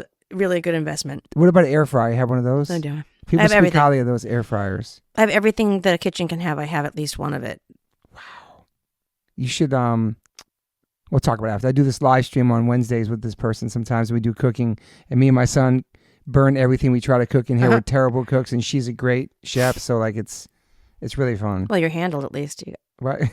Someone can do it. That's like original oven too, right? That's beautiful, yeah. So you're also in the American Hardcore doc too, right? Yeah. You in that one. You're also in the all ages one too. Yeah. Yeah. So people from that era know you from the era before all acting and all that stuff. Yeah. Part of the scene there still. And there wasn't a lot of girls in the scene, so they I was going to ask you that. I always get included because it's a female perspective sort of thing. Is there a DYS song about you? There is. It's a heard. You know what? Jonathan Onassis did that. I said, John, because Wikipedia can be edited by anybody. Totally. And I'm certain that Jonathan Onassis edited my Wikipedia page to add that. Think to so? it. 100%. It's like one Robertson, verse. You're a doppelganger. Yes, absolutely. And she was on Melrose Place, or was she on 90210? She was. That's right. Yeah, man. so much of a doppelganger that my own management congratulated me for some spread that was in Variety. Come on. And it was her. It wasn't me. That's crazy. Yeah. So that happened a lot back then. We look alike. Yeah. Not so much now, I think. Are you in touch with anybody from those days? Jason. Wow. Talking to his wife today. Jason and his wife and kids were my family. They moved to Tennessee during COVID, but before that, they were my closest family. I do all my holidays and stuff with those guys. That's amazing, man. Yeah. So he's got a couple kids? Yeah. They're in high school. Wow. That's super cool. Yeah. Obviously you have, because I'm learning about you through like the YouTube channel, but you've probably taken a lot of your punk ethics from growing up in your regular life as an adult and moving through this whole journey in Hollywood and all that, right? Like just the way you see the world and the way you live your life and stuff? I guess. I mean, I don't know, because I don't know who I would be without punk rock. So that's what I'm saying. Yeah, you know, it's a part of you. It's a super important thing, though. It was really, it's really a powerful thing when you're 14, 15, those high school, to have a community of people that you admire, who admire you for being authentic and being original. Totally. And and like I said earlier about choosing to be an outsider, it's different. It's different to be an outsider in school when when I'm intentionally putting things on that I know are going to get me mocked and threatened, and they think that they're hurting my feelings, and it's just completely empowering. It's totally empowering. It's pretty sick, yeah. What was your first punk show? I think I saw the Neighborhoods and Lou Miami and the Cosmetics at Bunratty's or something. Wow. When I was 14 or 15, so that was 79. I was 14 in 79. Saw a lot of Boston local bands. Yeah. And then I saw Bauhaus at a club called the Underground. The Underground was smaller than your house here. Yeah. And the stage was like half your kitchen. It was like crazy. Any band of that era. My favorite bands, I saw the Misfits a whole bunch. I saw the original Misfits. Yeah, of course. For listeners, yes. Yeah, without Danzig, it's not the Misfits. I know. And Echo and the Bunnymen and wow. I saw Echo a ton. I was a big Love Echo them. fan. Like the Buzzcocks? Public Image. Yeah, I saw. I didn't see the Buzzcocks until 2004 though. And they were in New York. Damn. And they were not fun. It wasn't fun. No. They were not having fun. They were not talking in between songs. It felt like, it was like, fuck you, people. PIL is cool.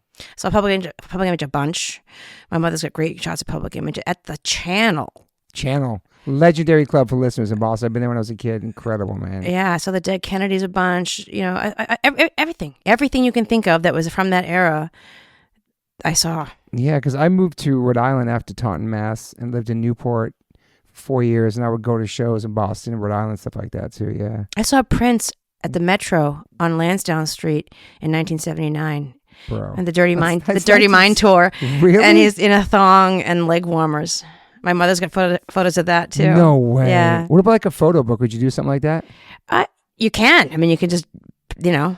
Well, we could put a book together, all your photos. Yeah. That'd be kind of sick. My mother should. With your mom's photos. My too. mother should. My stuff, who cares? My mother's stuff, she's got like historic stuff, you know, musically historic She has stuff. all saved. She has everything. Yeah, of course. That's cool. So you say you like to collect things and memories. You have a lot of stuff saved from your whole life, and not like a hoarder, but you have like a lot of things. I don't actually. I don't have a lot. You know, when you move, you lose a lot. You just shed stuff. I've been collecting. I still have the paperbacks that I was collecting in high school. Cool. I have a huge Charles Bukowski collection. John Fonte. I'm a book collector. I get books. Okay. But when I was in high school and I couldn't afford like the lamps and things that you have in your house, I would buy the smaller things. I'd buy little pieces of pottery and Cool. ashtrays and shit. So I still have that. So when I was successful enough to be buying a sofa, or my house came together like a collector's house would, every little detail had been purchased 30 years ago. So the bigger pieces were collecting them. And so, my house is eclectic like yours. Yours is sort of specific to an era. Mine's more mixed up, but my house is built in 1933. So yeah. Yeah. You got the house back then. A long time. Yeah. What about you collect vinyl too? Like we talked I have my before. vinyl. Wow. Original stuff. Yeah. Yeah, I told you someone stole my original Minor Threat. That is so crazy, man. With the red sleeve. It was blue second and green third or something. I don't know. The same pressing of that first single, but they with different colors. And wonder who stole that shit. Yeah, we have our theories. Oh, really? Okay. There's somebody from the Boston scene whose name I won't say, but so you would never write a book, or the book that I did write. Paul Rackman directed American Hardcore. Oh yeah, okay. So Paul took me to lunch one day. Your life, yeah. And Paul's like, you need to write a book because you've got a really interesting life in that there's this whole punk rock segment of it, and then there's this whole Hollywood segment of it, and that's an uncommon trajectory for somebody. Totally. My origin story Plus is unusual, yeah.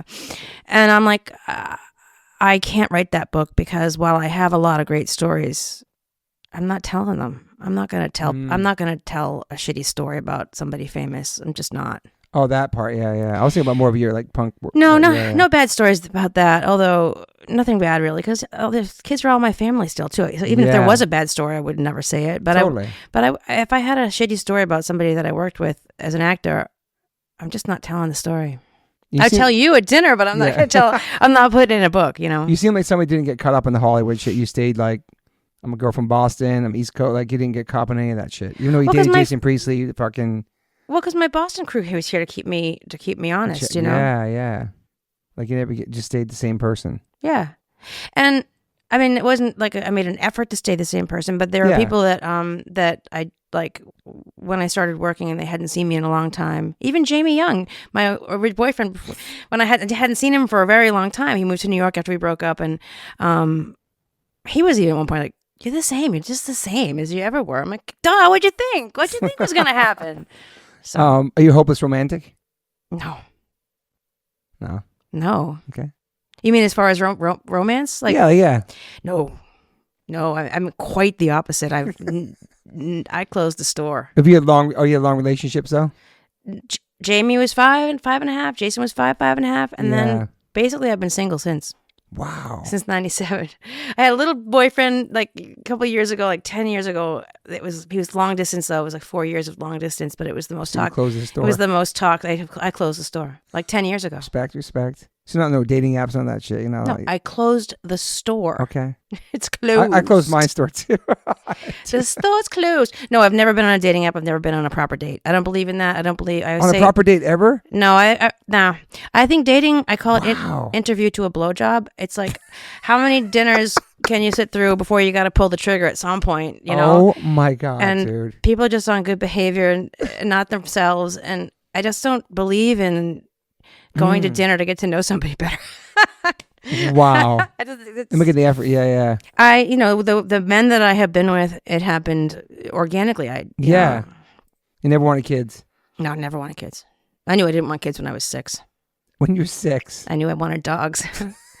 And that's what I have. Wow, that's so crazy. No major regrets in your life? My only regret is that fucking guy, the 4 years. It was really importantly toxic, like really significantly, unbelievably bad. Wow. So really, really, really bad. 4 years of your life. Yeah. And it's such a horrible little bridge troll too. So, yeah. Damn. And I can't explain why, because he was really horrible, and I can't explain what the fuck I was doing. Wow. So I don't trust myself anymore. Because that was some bullshit. Yeah. And everyone around me is like, I can't explain it. I don't know what she's doing. Damn, and you weren't like partying nothing too, right? No. Yeah. Did you ever party? No. I drink wine. I'm a wino, but I've never tried cocaine. Okay. And I haven't done acid since like Springer, so. Straight edge acid. Yeah. That's my favorite takeaway from today. Yeah, I was straight edge, but I did acid. But nothing crazy drugs, party, never got caught any of that. No, I've never done any of it. Yeah, it's cool. It's so cool. Pot, I can't take the pot. It's very bad for me. I get super dark and like, I'm like, something really bad's going to happen. What's the worst thing that could happen? You could kill your dogs. That would be the worst thing that could, oh my God, I'm going to kill my dogs. Like that, like, yeah. No.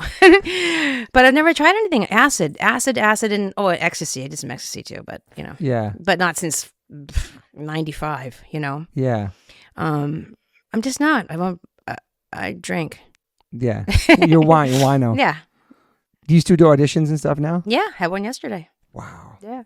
What kind of roles? All kinds of stuff? Old ladies. You still have an agent? Of course. Yeah. But it's different than it used to be. Now it's all self-tape, so you gotta be it's terrible. Is that harder to do that just in your house? You're doing that, right? Yeah, it's harder because you need someone to read opposite you, and so I live alone, so I have the guys downstairs and they'll help me when they're in town if they're around to help me. Yeah. Otherwise, my mother's on a Zoom with me, and it's like not good. And it's like I benefit from people meeting me in person. I think I get jobs because of who I am, and who I am is much harder to get across on an iPhone. Yeah, I agree. So yeah, I've literally never booked a job that way, and that's the only way you can get a job nowadays. Yeah, it's not in person and what's crazy. Nope, and it's brutal, and I feel it just feels like an exercise in futility for me. Until I book a job that way, it's never going to feel like it just feels like another day of torture. I have to learn these fucking lines and put makeup on and. You know, got a bed. You don't have to get a bed. Yes, you do. Yeah. What was like your last real job where you had a boss? Clocked in, kind of. Well, the reality TV. Okay. So that was 2015, 26. So that's like a real job, like real. Oh yeah. Okay. Oh yeah. Yeah. Magical Elves was in the building at Sunset and Vine, the big black tower at Sunset and Vine, the company that makes Top Chef and stuff. That's cool. I love that you do that though. You always work the whole time, I got to do something. I got rent to pay. I know. But now I do horror conventions. That's so cool. That's awesome too. They're great. You get paid. They bring you out there. They bring me out. They fly me in. They put me up, and then I do the rest. And you can make your own money from the photos and stuff you sign. Correct. Wow. And that's a lot of people go to those. It's nuts. It's nuts, right? It's nuts. And it's mostly for the Chucky stuff. 90210 and Chucky. That too. Wow. Okay. But yeah. Wow. It's probably 60-40 Chucky 90210. And other people from the cast come out too. Oh yeah. The whole cast. No. Okay. Me and the little boy mostly. The kid who's the little kid in the first couple movies. Oh yeah. Alex Vincent, who's my brother from another mother. Brad Dorff, who does the voice, does them. His daughter. I did the Chucky TV show too. I'm on the Chucky TV show, so that's a real job. Yeah, that's awesome. But from 90210, is it who else? Oh, 90210. Jay, I don't do those because they won't have me at them because they'll get Jason and what? They don't need me. When they have Jason and Jenny and Tori and blah blah blah, there's no added benefit. Like that promoter is not going to get any more bang for their buck by bringing me in too. Okay. You know what I mean? Yeah. They also might not be fans of the show, and they not understand. Yeah. The fact that Emily isn't just another guest star from that show. Yeah. Which is, you have to know the show to understand that. Yeah. You know? Did people say, or is it like a thing, and is it you were one of the most honestly, the word you had the biggest impact as a guest on that series? I think it's a given. Yeah. Yeah. And I think that was really sort of killed it, man. Borne out by the fact that when they did the reboot in 2019. Yeah, I was going to ask you about that. How was that? They brought me back. I know. And how was that coming back? Like, that was ridiculously awesome. So what happened was I was watching TV and so I'm like, oh, and I got like a flush of like nostalgia. I hadn't heard that sound effect in a long time. Like, oh fuck, they're making a fucking. I have to be in this thing. I have to be in this thing. So I Googled who the producers were and I friended them on Facebook. And right away they go, oh my God, girl. I go, hey, are you good luck with the show. Oh, we have to have lunch with you. We have to have lunch with you right away. So they took me to Jones and we had lunch. And they go, so here's what we're gonna do. And here's they're playing like quasi fake version of themselves. Everybody pitched what they wanted to do. They told me what their storylines they had chosen that they were gonna do. What do you want to do? If you want to do the show, would you want to do an episode? I go, I would like to do all the episodes. Hell yeah. And they go, okay, well, what would you want to do? So I go, I didn't know I was going to pitch a story. So give me the course of this meal to think of what I want to do. And then I said, okay, I got it. What I want to do is I want to be the boozy bitch that's just like, like Megan Mullally or the mom on, what's that Jason Bateman show with Arrested Development. Okay. The mom on that, or the mom on 2.5 Men. These women that are just sharp-tongued and with a martini in their hand. And I said, I would like to have my Christine now has a vendetta against all these people for slights, real or imagined, and is just a fucking douche to them. I love it. And they're like, it's fantastic. We need a villain. So, and they did. I did it. 5 of them. That's awesome. 5 of the 6. And seeing everybody again and like working with them again. It was funny because they asked Jason like 16 times, are you sure you want Christine on the show? Are you sure it's okay? Are you sure? Because I didn't know how close we are, and that it absolutely is fine. But Jason, he could have ungotten me that job with a flick of his wrist. So that's cool to do that again. That's been awesome. It was and everybody's older and wiser and grateful, and it was really, really fun. Yeah, and that show did good, right? When it came back. No, it did not do good. It didn't? No, it bummed me up because they're like, oh, if we get picked up, you'll be a regular.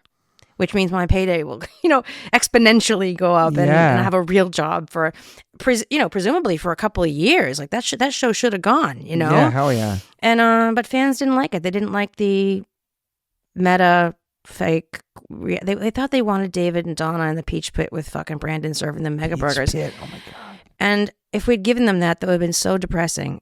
It would have been so depressing. I don't want to see a bunch of 50-year-olds with a bunch of big, filler and blah. Well, that's what we fucking are. What do you want? We're not 22. I like to be 22 too, but I'm not, I can't help that I'm not 22. Yeah. And so I think that if we had given them just pick up where the show left off, or pick it up 20 years later, whatever it is, it would have been genuinely depressing. Yeah. And I think what we did was really smart and funny. I thought it was great. I thought everybody was really brave. Everyone's storylines were sort of like, kind of like with my book, sort of, it's believable that it's really true, even, Yeah. Winking with letting people think this is really what's going on for you. Yeah. And that was really great. It was Vancouver. It's an easy pop-up in a plane. It was great. And it didn't happen. Damn. So the episodes that you're on, is it like a record record, like putting a record? You get residuals from those episodes still if they replayed? They don't. They're never going to replay them. There's only 6 of them, and there's no market for a show with 6 episodes. Wow, not even like running the whole series and shit. That's crazy. Yeah, I don't. Yeah. Interesting. So no money comes from. So they don't get replayed that much, those episodes. Never that I know of. Wow. It's the weirdest thing. So when Fox didn't pick it up, I was like, there's no way somebody else won't pick it up. Like Netflix, somebody will pick it up. This is a show with a built-in audience 100%. Internationally. Like how many other shows could you bring back that have the international fan base that show had? True. But they couldn't. I guess I know that all 7 of the actors were producers too. Their salaries were published and very high, like $75,000 a piece they were getting, I think. That's what was published. That's a lot of overhead. And it was an expensive show to do. And then there was the whole problem of part of why we didn't do as much playing Emily Valentine. I never played him. I did a wink to her at one point in the show, but you never heard somebody say, I never played Emily on the show. Yeah. Because there's a whole other tier of rights you have to buy to do that. It was cheaper to have us just be ourselves trying to get the show on the air. And if the show did well, then they could afford to bump up the tier and then we could actually start shooting stuff as the show on the air. Interesting. But I think that other places, this is my theory, I don't know that this is true, but it just seems to me that Fox already owns that stuff. So that's not an added expense for them, but it would be, I don't know what I'm talking about. Talking out my ass. No, it's crazy though. It's just crazy how this stuff works because the music business is kind of the same too. Yeah. It's like how much money you make from things that you put out there and residuals and royalties and all that stuff. It's like, it's really crazy. And the whole strikes happen because there's no money. So like Chucky, for example, airs, I don't know how this is possible, but I mean, first of all, I've never been paid well. I'm always paid the least they can pay me on everything I do. It's nuts.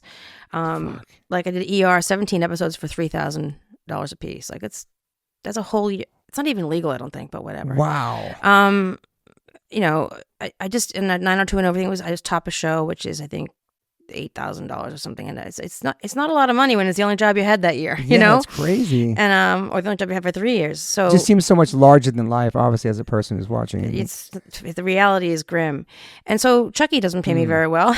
Sorry, Chucky, but you don't. And here's the thing that's weird though: it airs on Sci-Fi, it airs on USA. It's airing on 2 different networks. First run, I get 1 paycheck. That's crazy too. How is that? I should get 2 paychecks. Yeah. I should get the whole paycheck twice. So is that part of the strike? I talked to Dre about it a little bit. She was saying how she never got money from Sopranos, and they would get paid for working, but not the residuals of it. And that show's been played over and over again too. If she got paid the one. They have to pay you residuals unless you make over a certain amount of money. Okay. And I never make over that amount of money. I'm always in the residuals camp. So I did an HBO show called, what was it called? Tell Me You Love Me. Yep. And I did 3 episodes playing a gynecologist. I worked 1 day on each episode. They paid me $1,000. So I had $3,000 on 3 episodes of HBO, and I get residuals, but they're like for 7 cents. Yeah. Like literally 7 cents. So either she got paid well in the run and they bought her out. Yeah. Or she's getting residuals. Well, the most money they got too is when it went to DVDs and it sold like over 1 million copies when it all came to like a box set. Yeah. And Gandolfini brought them in the office and gave them all a check for $30,000 each person. He was like the most generous person, I was told. Yeah, that's great. I mean, on ER, in season 2 of ER, the producers came in and gave each of the regular cast members on that show $1 million. What? And they did it. $1 million? They did it on set in front of other people, so everybody saw, George Clooney and Juliana and everybody getting $1 million. Holy shit! Yeah. You were there? No.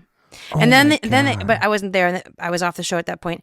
But everybody got a little something, down to people getting like an ER pencil sharpener. Like there's a whole tier level of what the gifts were. That's crazy. But the regular cast got $1 million. What a crazy business you're in, man! It's crazy. Yeah. But you love it still. Yeah. I mean, it's grueling, and I would never recommend anybody do it. But it's all like I would recommend anybody. I wouldn't. Yeah. But especially since there's just no security, and to be security, being 59 years old, and everyone thinks I've made a lot of money in my life, and I really genuinely have not.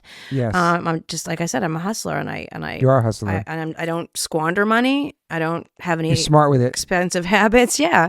So yeah. Yeah. But like I said, I bought my house 27 years ago, and I owe on it what I paid for it. You bought it back then. Sorry. You bought it back then from the money you just saving up money from all the stuff you doing at that time, right? Yeah. Yeah. Well, Jason and I owned a house together, so he bought me out of my share of the house. Got you. Okay. I had a chunk of money for that, but you bought a house together. Got you. Yeah. Wow. That's cool. You guys still friends. That's amazing to me. That means it's great. That's really awesome, man. And my Jamie too, the other boyfriend, his wife, they both married European women. Jamie married a French woman, and Jason married a British woman. And they're both fantastic. And I would not be able to be friends with either man if their wives weren't as great as they are. It's really awesome. Really comes down to the women, So they both live in LA? Jamie and Marie do. Yeah, moved. That's right. They moved to Tennessee. Yeah. Wow. So what are you working on now at this moment in life? What am I working on? Nothing. I'm Still taking photos and stuff? Nah. I'm super reclusive. I've become Yeah, ridiculous. I get that now after talking to you for 4 years. Now you finally made it here. I get it. That's how and we live that far from each other. No, so I appreciate it's like 4.5 miles away. That's crazy. That's it. I know it's so close. Yeah, I like being home too. I like staying home too. I got the dogs, and I'm trying to work my way through the Best Picture Academy Award nominees. Trying to watch my way through them.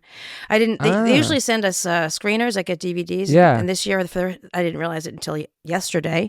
They stopped sending them out unless you opted in to get them. Interesting. And I didn't realize I had to do that. So they're all. But then in opting in today, probably too late to really get any in the mail. What are you watching though? What are you watching like so far? Well, here's the deal. So I paid $20 to watch The Killers of the Flower Moon. Oh, on TV, the $20 on Apple TV or whatever. $20 to watch. I do the same thing. Anatomy of a Fall. I saw you posted about that. I got to see that. I didn't see that yet. It's good. Okay. Oppenheimer. Oh, the guy that falls out the window thing. Yeah, I seen that. That was great. Excellent. And the Moon one, what do you think? It's a long movie, but it was. I liked it. It was good. Yeah, we watched tons of movies in this house. Yeah, I saw Oppenheimer. What'd you think? I liked it. Yeah, my wife loved it. I didn't love it, and here's the thing that's weird about it. If you look up the top 100 grossing films of all time, it's number 62. Oh. How does such an egghead movie tap into the popular interest that way? I know why Barbie did. I can't understand why. And Barbie. Marvel movies, like I know what the common denominator is for the American film viewer, you know? I just don't know how Oppenheimer fell into the same category as Barbie. It's like... That is interesting. Because it's such a cerebral thing, you know? It's not like it's... Yeah. Damn, is there somebody you love to work with you haven't worked with yet? Or like a role you love to play? Or I don't have any role I like to play ever. My favorite actor of all time is Nicholson, but he's retired, so... It's a good one. Nobody talks about Nicholson. Yeah, you don't see him around or anything about... Like he's like off the grid, just does this thing. Yeah. Incredible actor, yeah. That'll be... In fact, I thought DiCaprio was doing sort of a Nicholson in Flower Moon. I could see that. He was great, and he's great. He's always great, yeah. I know. You never worked with him? No. Leo's sick. He still kills it. Viggo Mortensen's a huge Viggo. I have worked with Viggo twice. So. My wife loves him, and doesn't he have connections in punk with somebody? His wife? Yeah, he was married to Exene Cervenka. That's right. Yeah. That's right. That's so cool. And he's like besties with John Doe, and you know, like they have that breakup and still get along situation, I guess. He's not married to her anymore, though. He's not. What's the Russian mob movie he's in? Oh, where he gets naked? My wife loves that. Yes. Viggo being naked. I'm not. I'm not mad at it. It's a fight scene. It's a fight scene totally naked. Yeah, it's a homoerotic fight scene. It's fantastic. Are you an optimist or pessimist? Realist. I love that. That's what my wife says too. You're a realist. You know what? I like to think that I hate people, but really I don't. Because people suck. Yeah, I love you. You're so. I love it, man. But I don't hate them. I actually really love them. And when I love them, because when shit hits the fan, they show up and they do good things. Yeah. You know? I mean, half this country's lost their fucking mind. It's a very scary year to be alive in this country. Past couple years, crazy. Yeah. This year in particular, though, because I mean, I know it sounds like hyperbolic to be like, it's there. Nothing will ever be the same. It'll be the end of America. It is. It's going to be the end of America.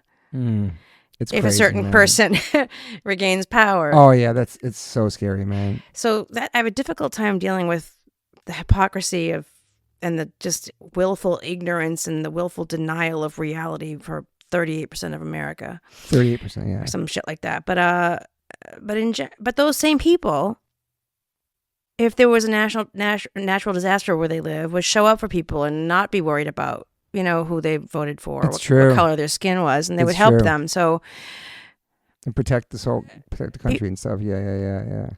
No, I mean people are much better in a face-to-face 101 way than they are in a broad sort of philosophical way. True. Also, they're assholes philosophically. also, I think social media fucking ruined a lot of that shit, man. To be honest, it's brutal. I almost got canceled. Really? I had a weekend of being canceled. Yeah, what, a couple years ago? It was like a year ago. I was doing Chucky. It was in 2001, and not TikTok. Instagram offered me some money they were trying to build up their Reels program to Yeah, compete Reels with became TikTok. you get paid off your Reels. That was the thing. I remember that. And they offered me a check if I would post like 2 a week for 6 weeks. I'm like, yes, I'll do that, But I'm an old lady. I'm not gonna do TikTok dances at the fucking Costco and shit. So I don't know, like, how can I do for content, Yeah. So what I did was I started reading people's mean shit they sent me. I did that Kimmel mean tweets. Oh yeah, bit, mean tweets. right? Yeah, I love that shit. So I have hashtag mean tweets on it. I'm playing Everybody Hurts in the background. It's very clear that I'm acknowledging that I'm doing a Kimmel bit, but I'm reading actual mean stuff people said to me. Yeah. And I posted them. And 2 years later, I'm in bed and I always check all my direct messages. I was on gonna ask you Instagram. that. You check your messages. Yeah. I do. I got a job that way once, so I'll always check them now. Oh, that's smart. And so anyway, someone like, you should apologize to the gay community because you used a gay slur and da-da-da. And I go, that's just not true. I just don't. It didn't happen. I don't even have to ask you what you're talking about because I just categorically don't do that. So what the fuck are you talking about? And they showed me one of my mean tweets things. And this is the entirety of the mean tweet. And I won't say the word that got me canceled. The tweet said, "You is man. You," and the word was TRANNY. Yeah. "Fuck you. Argentina hates you." That was the whole thing. That's a tweet. Yeah, you didn't write that. It's hilarious, first of all. Yeah, and you didn't write that shit. I didn't write it. To you. You can't use the T word. And I'm like, I didn't use the T word. I'm trying to diffuse the power of this cruel comment by mocking it. Of course. No, you can't say that word. I go, listen, you're wasting your energy. You're attacking an ally when your energy could be better used trying to keep fucking Marjorie Taylor Greene from getting reelected. Like, why don't you talk to people that are trying to get policy passed that's anti-LGBTQ plus community? And the person who actually wrote the tweet hit him up. Right, exactly. Come on, man. Well, I didn't say I never told who the. Yeah, okay.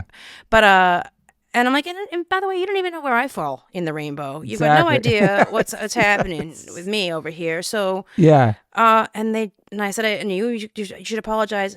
And I wouldn't apologize for two reasons. One, I don't think I did what was wrong. But But anyway, if I do apologize, it makes it a story. Totally.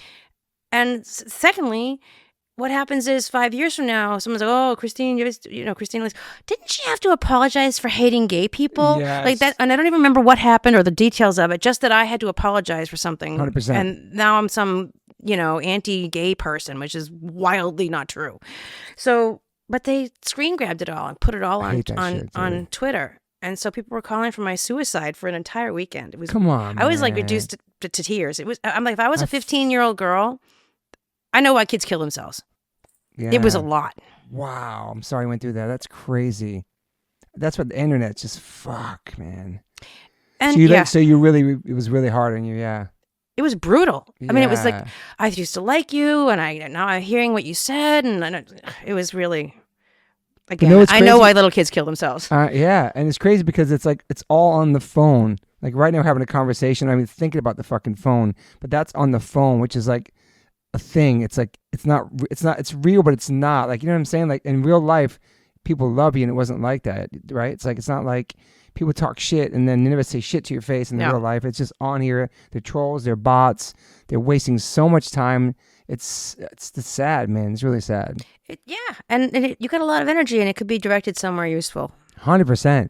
That's the first time really feeling something like that. That's crazy. And it just went away, right? I feel like if you don't respond to that shit, it goes away. But if you respond to it, it can last longer. And it just you're fueling the fire. I had to deactivate my Twitter account. I deactivated it for a couple of months. Yeah. Just to shut it down. But then they're on to the next thing, the next person, or I got you. It's that got you culture. Yeah. Try to cancel you. I remember you said that you did that, or just twisting your words. You didn't even say that shit. Yeah. Somebody else did. And honestly, in fairness to me, I did not realize that the T word was the N word. Yeah. I would never say the N word. Yeah. And I would never call somebody that T word, but I didn't know that it was such a word that couldn't be uttered. But somebody called you that. I know. I know. You know what I mean? And you're talking about it. Yeah. Wow, man, that's fucking crazy. Yeah. Because then you think at that point, the whole world hates you. Everybody hates me. It's fucking my career, all this stuff. And they're like, your mind starts spinning. Yeah, and they're getting me. They get into you. They have so many ways to get access to you. Yeah. And get your eyeballs on. That's the thing about social media too. There's no boundaries. Like everybody can say anything to anybody. Yeah. And you might see it or you might not see it. Right. That's the thing about it. But it's also an awesome place to promote what we're doing. Can reconnect with people, get a job, all that stuff. The reason I was so devastated is I have several friends in the trans community. Yes. And it was really devastating for me thinking about them hearing and maybe even momentarily believing. But did any of them hear about it? I don't know. No one came to me about it. But because nobody did, because it seems so much bigger online than it really fucking is. It's like a couple people. And you think that, and it makes you think that like it's everybody, and it's not. Right. Like nobody even hits you up in real life about it, like your friends from that community. Right. Because there was like a small group of people. It's fucking. But God forbid. Crazy. I know. It's scary. I would be devastated if one of my friends, of course, even for a half a second, worried that I'm not an ally. But know you that's not you. Yeah. If you really look, people don't want to look. They don't look into the headlines. They don't look into like where that came from, where that screenshot. They don't care about that. They just want to see the one thing. Yeah. That's what sucks. And I'm 59. I'm an old lady, and I'm like not easily, flustered. But it was a lot. Yeah, you're a badass. You're a fucking tough ass. It was a lot. I know. I'm not a badass, actually. I am the Fonz. People think that I'm a badass, because remember that the story with Fonzie was that he punched somebody once and it was a lucky punch and the person got knocked out, and so he never had to fight ever again. And everyone just thinks Fonzie's a badass. Yeah, everyone thinks I'm a badass. I'm really not. I'm just you're a softie. I'm a huge pussy. You're a softie. Yes. You're an emotional person. Yes. You cry watching movies and stuff. Yeah, I cry watching good, like somebody skating, tumbling past by a gymnast. Everything makes me cry. Yeah, everything. Some of the stuff you post some cool stuff about like just beautiful things like that. So social media, you're on that shit. I'm on Instagram. Do you check your time, how long you're on there? No.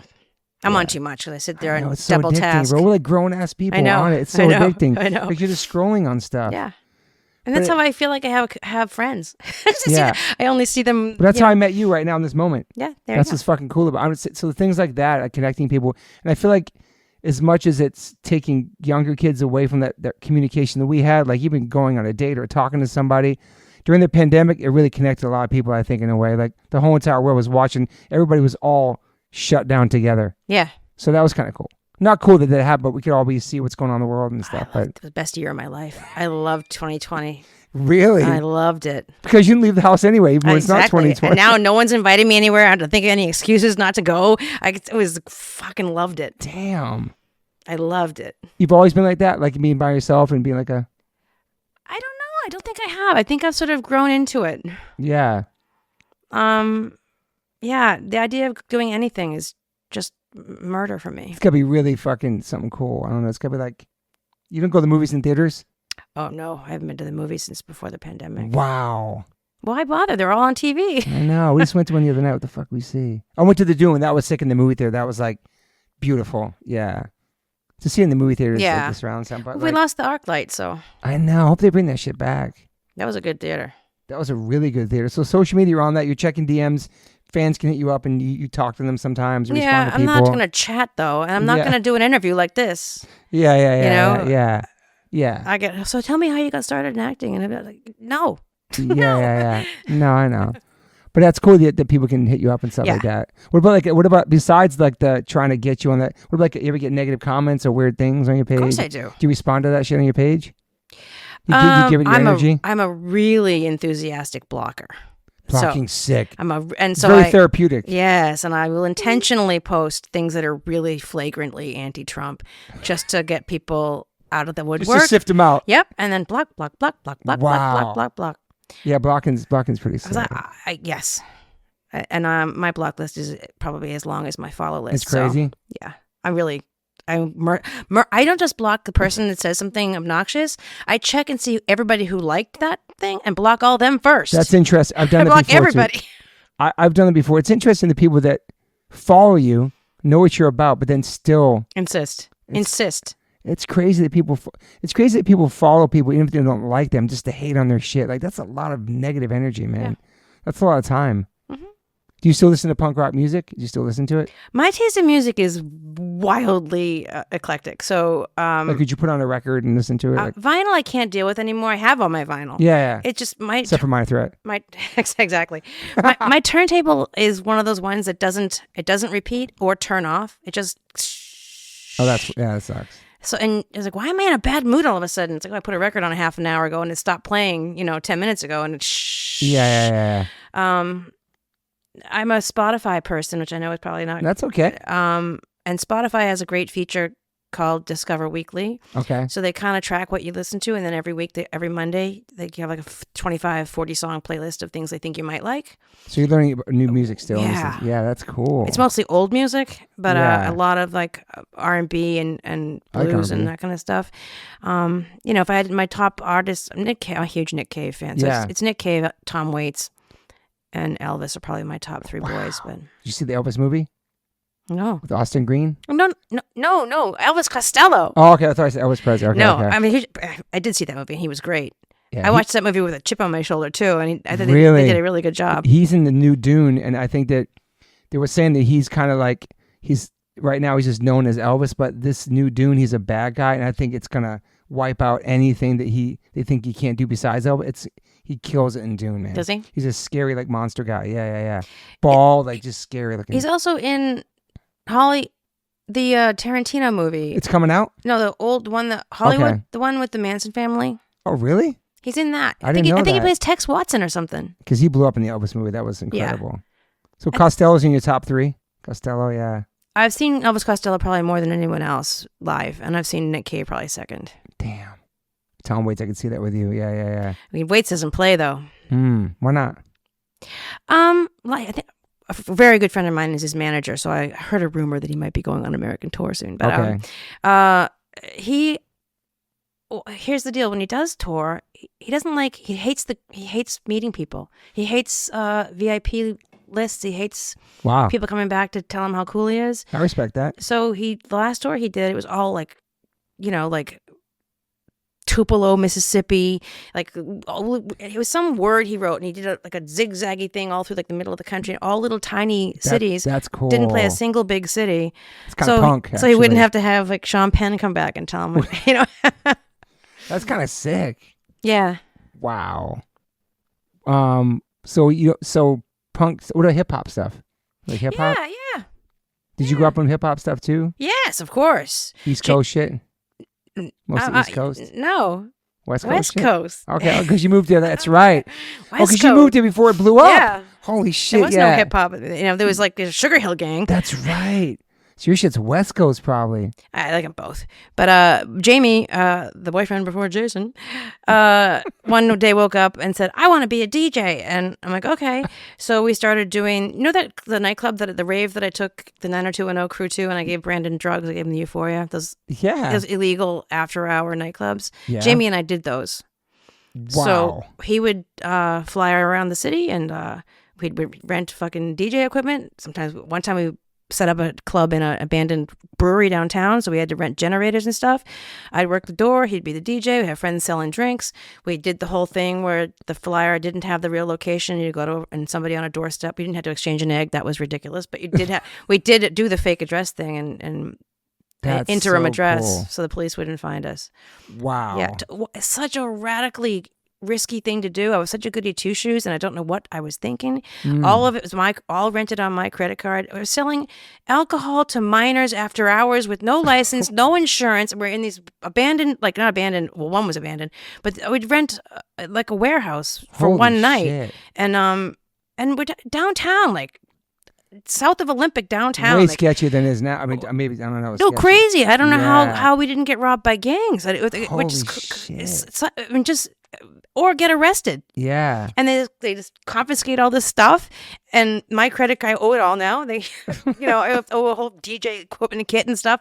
Like, it's just so unbelievably dangerous to do. And it's crazy. we did it for a couple of years. Wow. So you were goody two shoes, you said? Yeah. I was a goody two shoes, yeah. I still am. Never got in trouble, really? No. Never been arrested? No. Neither. Yeah. I got put in a paddy wagon once in Newport, Rhode Island during the America's Cup races. Uh-huh. They banned skateboarding, but I didn't know they banned it, and I was skating, and I went to get my mom a pack of cigarettes, down the street. And the cop pulled up and he looked at me, told me to get in the car, and he brought me to the police station. I had no phone, nothing. I was like 11 or 12, 82. I got to the police station. All my friends were in there with all their skateboards. It was a crazy moment. And then we petitioned, went to City Hall, and because skateboarding got banned, we got it back. Oh, wow. Yeah. He banned skateboarding. Because there was a tourist in town for the America's Cup, and a kid was skating these banks downtown, and the board hit her and broke her ankle or some shit. So he tried suing the city. It's like going to ban skateboards? It's just dumb. It's like banning dancing. It's like Footloose all of a sudden. Do you remember like Vicious Circle and Verbal Assault and bands like that? Were you gone from then? Gone. Okay. Because that was my hardcore. After hardcore died for you, that's when came out. Yeah, hardcore died for me when SSD turned metal. Oh, shit, that's right. In like 84. Did you like Gangrene back then? Of course. Yeah. And DYS and Slapshot and all those guys. Choco. Yeah. Those are all that's my crew. But have you gone to like a hardcore show later on in life since then? There was a hardcore reunion that DYS, what year was it? It was 2010, I think. There was a show in Boston. Wow. I'm pretty sure it was 2010. You went out there? Yeah. Was it your first show in years? Yeah. But everybody, look, we're all old. I know. We're so fucking old. It's so cool. Like you just went away from that, and it's just like that was a part of my life, and just yeah. Well, but hardcore, I saw the Bad Brains, and some of the bands were, great bands, and the shows live were incredibly, incredibly exciting. For me, it was never about putting it on at home. It was about the energy of a live show. Because you're kind of escaping home to go to stuff like that and be with your friends. But hardcore is just, it was such a specific moment in time, and there's just so much energy, and unlike any other bands you'd see. Ever. But that didn't translate for me on vinyl necessarily. I think the Minor Threat is an exception. I think. On vinyl, you said? Yeah. Yeah, it still sounds great on vinyl, man. Yeah. Yeah. But I never lost my taste for alternative music, though. Yeah. But I was a huge fan of The Cult when I moved to LA. I saw The Cult a bunch of times. Cult's incredible, yeah. I ran into him in my neighborhood one time. No I had way. the biggest boner for him, right? So, in the 80s, I'm living in my little apartment on He looks Normandy. handsome still. You seen him recently? Yeah, I saw him during COVID. I saw him. What? I just saw him perform with this other band. I saw him in the street with his dog and his wife. Oh, damn. I didn't realize What's it right away. What's his name again? Ian Asbury. Yeah. He's handsome. Yeah, and so here's the weird thing. So I'm working at my stupid Beverly Hills job, and I got this big boner for him, for the singer in The Cult, and my fantasy of like me being in a couple with him wasn't that I would be like touring with The Cult and like living this. You said your fantasy of being with him? Yeah, okay. my fantasy, like if I was with Ian Asbury, what would our life be like? And what I envisioned was me still going to work on Beverly for my $6 an hour job on Rodeo Drive. Well, he sat home and watched TV and waited for me to come home from work so we can go to dinner. Wow. So I just plugged him into my life and didn't change my life even remotely. It's just like I just put Ian Asbury into it, and he's sitting here on Normandy with me. That is so fucking funny, man. So you did it with Priestley and it happened, so yeah, that's fucking crazy. I didn't mean to manifest Jason. That was an accident. You could have manifested Ian, though. I don't know. That's fucking... He was walking his dog. We were all walking our dogs during COVID. That's the only exercise you can get. I know. Such a crazy world, man. This has been fucking awesome. I really appreciate your time. I know you don't leave your house. I know you're fucking... We're going to hang more, though, now that we're meeting. Oh, you caught me okay? She's fucking dying my podcast right now. Please don't. You're right? You need some more... You want some regular water? No. But you started naming your bands. You said Elvis Costello. You said Nick Cave. You said Waits. Those are the three. You have two more. I have to name two more? Yeah, top 5. Let me think. Amy Winehouse. Woo! Come on. Fuck yes. Incredible. That was a horrible... that was... Dude. Huge fan. Incredible, man. Her voice is everything. Those docs about her. It's crazy like her dad kind of manipulated. I know. Dude. Who else? So that's pretty good. No punk ones in there though. I respect that. Something's really, no. Did you like the Ramones? Yeah, I saw them once. I saw them at MIT. But like the first 2 Joe Jackson albums really hold up. Joe Jackson's sick. First 2 B-52s albums really hold up. First, 3 Devo albums. Gary Newman. I saw that weird punk rock thing in Pasadena last summer with all the bands. I was there too. I went to that. So who was your favorite? Who'd you like? Who'd you not like? So it was like my wife took me. So didn't Iggy Pop play? Yep. And either when the lightning came. And the power went out. Yeah, and came back the next day. Yeah, I didn't go back the next day. My wife did. I didn't go back. I was like, I had enough of this. Yeah, what's the whole thing? I don't know, Psychedelic Furs. There's a whole bunch of bands played. Susie and the Banshees. Susie and the Banshees. Susie and the Cramps were my two favorites in high school. So was she the one that were people tripping on her shoes that she was wearing? I don't know. I left before her. I left during Iggy, and while we were walking back to our car, the power went out. Do you think Iggy should still have his shirt off? I didn't realize how crooked he is. I didn't realize his back is all crazy. I didn't realize how crooked he is. Yeah. I was tripping on that. I respect the fact that you're still kind of that junky rip shit you had when you were younger, but it's just. I know gravity's a motherfucker, isn't it? I know. And when I saw him, I was like, this is kind of crazy. It's cool. He's like 60s and shit, 70s or whatever. He's got to be in his 70s. That was pretty sick though. Oh yeah. So here's what I saw. Gang of Four. I saw Gang of Four a ton of times in Boston too. They're sick. They were good. Then we walked over, and Echo and the Bunnymen were unbelievably terrible. And they were the only ones that wouldn't use the Jumbotron because they don't want you to see what Ian McCullough looks like. Whoa. Because I saw Echo and the Bunnymen like maybe 10 years ago downtown, and they did their whole first album or their whole second album. They played the whole album, and then they played some new stuff. The first album was all to a slideshow of old images of them. Old images, and when they played the new stuff, they had the lights set up behind the band facing the audience, so they were just silhouettes, so you couldn't see them at all. So he must be super vain. That's crazy how people get, like, who cares, dude? Like, they were all old. Time comes for all of us. Do you like getting older? I don't like it, but, it's going to happen, so getting mad about it's useless. I know. It's like crazy people just try to, like, why fight it? This shit's going to happen. It's just part of life. If you make it a sad thing, and you're going to be sad because it's going to happen, so. All yeah. right, so Echo sucked. Iggy was great. I'd never seen Iggy. I'd never seen Billy Idol, and I thought Billy Idol was fun. He looks good too, man. Did you want to be a musician or play music or anything or sing? My stepdad is a drummer, and so there were drums in my house, and he gave me some little drumming lessons for a little bit. But I drums. Yeah, and I had a little 3-girl band I started, but then I was too shy to play drums in front of them, so it was just dumb. What was the band called? It didn't even get that far. What were you when you were super young? I was 16. Wow. So you could have did music. That's crazy. I'm glad I didn't. It's a worse dead end than the fucking thing I did choose.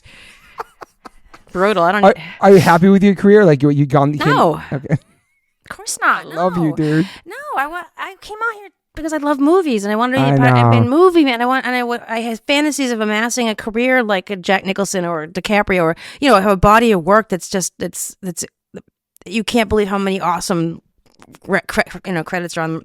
That ship has sailed. That'll never happen for me. I'm never going to have a resume that's full of classics. It's just what it is. So now I'm just a working actor just trying to pay for my mortgage. I'm never going to have a body of work that I'm proud of. Wow. So are there any specific roles that you're the most proud of? I don't want to come off like I'm bitter and disgruntled, because I'm not. Yeah. I'm very happy for what I've been. Very lucky. Most people don't do anything, anything at all, let alone as much as I've gotten to do. I'm proud of some of it. China Beach was a really great job, and I think I did some great work in China Beach. And I love my life. I love what I did. I wouldn't undo it. Yeah. At all. I wish that I knew earlier how that it wouldn't just keep chugging along at the same pace. Gotcha. Because it used to be, back then, you do a job and say they pay you whatever. They pay you $2,000. And now you audition for another job and they want to hire you, and they call and get your quotes. What they want to know is, what did you get paid the last time you worked? And you go, I made $2,000. They go, okay, we'll give you $2,750. And they just good-naturedly raised your money. Every job you got a little more than the last one. Yeah. And that seemed like it would go on forever, and that the work that I got, the amount of work that I got through my 30s, would just keep going, even if I never became the Jack Nicholson, body of work kind of thing. Yeah. But just chugging along at making a comfortable living would be awesome too, just better than breaking rocks in the hot sun, better than, being a cashier on Rodeo Drive. So, and it's still creative, and nothing I love more than being on a set when you're in a community of 75 people, all who do wildly different things, from costuming to lighting and to, set design and props and stuff, and everybody under that roof with you has chosen a really insecure way to make a living so they could have a creative life. And I think that that's fantastic, and I just feel so lucky to be part of that community in that world. Yeah. So I want to be clear that I'm grateful for all of it. Totally. It would have been better if I was an A-list movie star, but But then like insurance and stuff through SAG, all that stuff, did that stuff, you have to maintain hours to continue to have that. You have to make a certain amount of money. And at my age, I have to make $26,000 in a 12-month period. And I didn't last year. And my insurance is going to run out on March 31st. Wow. So this is shit nobody talks about. Yeah. This is the fucking real shit. Like, I appreciate it. It's like, wow, man. Because you think you have this perspective for people and the stuff they did. It's like, it's interesting, man. Yeah, I didn't make $26,000 through the union last year, so I'm not going to get my insurance. And our friend Drea, who was on the pod talking about this, that she went to OnlyFans because she might be losing her house because of the pandemic, because of the strike and all that stuff. That's reality. People think, oh, you're on The Sopranos, you did this stuff, you like on Sons of Anarchy. Yeah, it was 25 years ago. Yeah. And she probably didn't. It's HBO, so I don't. HBO is notorious for not paying people well. Yeah, that's what she talked about. Yeah. But that bums me out because you see these people and like you think they're awesome and they kill it, and it's like we can also say that about the Bad Brains who inspired everybody. They should be living up in the Hollywood Hills or stuff like that. All the bands that like came and kind of stole their style, this whatever, and they didn't really make it. But to me, they're like one of the greatest bands ever, and we inspired me and so many people. But they should be living like that too, and not. You know what I'm saying? It's interesting how that works for people. Yeah. And it's hard. Like, what if like conventions are a godsend, right? And it's just. And how many times a year are you doing that? Because of the strike last year, I did a fuck ton. So. And there's a bunch every month. There's something everywhere in the Not every country? month. I didn't do. I'm not. There are them. There probably is one every weekend of the year somewhere in the country. Wow. It gets slow in December and January. Of course. But I probably did 16 of them last year. Wow. I did 4 in August. I did 4 weekends in a row. It was like being on tour. It was like Bon Jovi. I didn't know what city I was in. It was crazy. Grueling? It's grueling. Yeah. But how many hours are you sitting there signing stuff? Typically a schedule is Friday night from 5 to 10 or 11, and then 10 to 7, 11 to 5. Yeah. 10 Saturday, 11 to 5 on Sunday. It's it's a world that I'm unbelievably grateful to be a part of. It's another community of creative people. Yeah. It's actors that I'm fans of, actors that I'm friends with, actors that, and these are true fans that are coming. True fans, yeah. And then there's a whole vending room with people with original art and collectibles, which is both worlds I'm interested in too. Yeah. And it's only just luck. If I didn't have Chucky on my resume, I wouldn't be at these things. So that's just luck, Shout out to Chucky, man. Yeah. Chucky's been a very good friend to me. Very, very good. It's so crazy. It's so crazy that it's still going and people still love it. It's awesome. Like the show is amazing. The show is genuinely good. Just the generations it's came, from back then. Wow, man. What a journey, my friend. Yeah. I really appreciate you being here. Yeah. You do not you do not like your age. It's incredible. Thank you. I hate when people say you're aging well. No, I don't know if that's a compliment or not, but I don't know. The way it's not a compliment, it's like when people say you look so good for your age, leave for your age off of it. I know my fucking age. Just say, totally, you don't have to remind me of that part. No, but do you have any daily, what are you doing? Like, what's your daily ritual? What's something you do? I work out a lot. Okay. So I bought a Peloton during COVID. That was the shit. And I'm pretty good about it. People swear by that. It's fantastic. Okay. I was a spinner before, though. I went for 20 years. I've been spinning. So I used to go to SoulCycle. I love that. It was cool. And so Jason's wife was a spinning instructor. So was hated spinning too. It was brutal. It was brutal. But I actually enjoyed it. It's a whole full body exercise. Yeah, it's great. Yeah. And it's easy on your old joints and shit. It's no impact or anything. Like running, yeah. Yeah, and I walk the Hollywood Reservoir. It's gorgeous, and it's a mile from my house, and so it's this deer and Walking's really good for you too, man. Yeah. I started walking recently because I hurt my knee skating at 54. But I do like 5 or 6 mile walks. I'm trying to do that and I just get stronger. Because it doesn't matter how young we feel, we are getting older. Our bodies is that age. Maybe our mind isn't, or our heart, but it's still like to catch up with it. You know what I mean? Yeah. What about coffee? You a coffee person? Coffee? Yeah, I have a cup of coffee every day, but I can not have it. I'm not one of those people that gets a migraine for not having coffee. Yeah. I like coffee, but I'm more consistently a wine drinker. Okay. I drink wine every day. Every day? Yeah. Oh, whatever. Respect. What about therapy? You do therapy? I did in the 90s when I could afford it. I can't afford it. I would love to because I love therapy. But yeah, I just started it's new for me, but I enjoy it. Yeah. It's good. Yeah, it is good. So you did that in the 90s? Okay. Yeah. It's especially good when you're doing it if you're not going through some sort of a trauma and you're not just trying to address trauma. Mm-hmm. Yeah. You can get some actual deeper stuff sussed out. Yeah. Are your parents still here? My mother and stepfather, yeah. Awesome. Boston, still in Boston. That's awesome. In Jamaica Plain, yeah. They were just here for my birthday. That's right. Happy birthday. Thank you. Well, fuck. I want to hang out with you again in real life, though, off the podcast. Because I fucking love your energy. I knew I was going to fucking connect with you. It's awesome. I'm glad it fucking happened. Yeah. And sorry I made you wait 4 years. No, it's all good. This is awesome. Let me make sure I covered it in my notes. But people can find you on Instagram. Yeah, Instagram. My Facebook, my Instagram shit just automatically reposts to Facebook, so it looks like I'm on Facebook, but I'm not. I dodge Facebook because Facebook is a crazy cesspool, man. It is. It got really crazy during 2020. All that shit. I bet. Dude. I don't want to get in a fight with you fucking Trumpers. So it's crazy seeing a lot of people. Maybe you didn't, but some people from the world that were from, like some people, people's kind of true colors showing during the 2020 coming out as supporting him bugged me out, man. Mm-hmm. Like punk rocker, like shit like that. I know a few. Yeah, same. I know. It's just crazy seeing that come out like that. I was just like, wow, man. Like, okay, people sitting at home, anti-vaxxers, just all that, just everything coming out, and just it got crazy, man.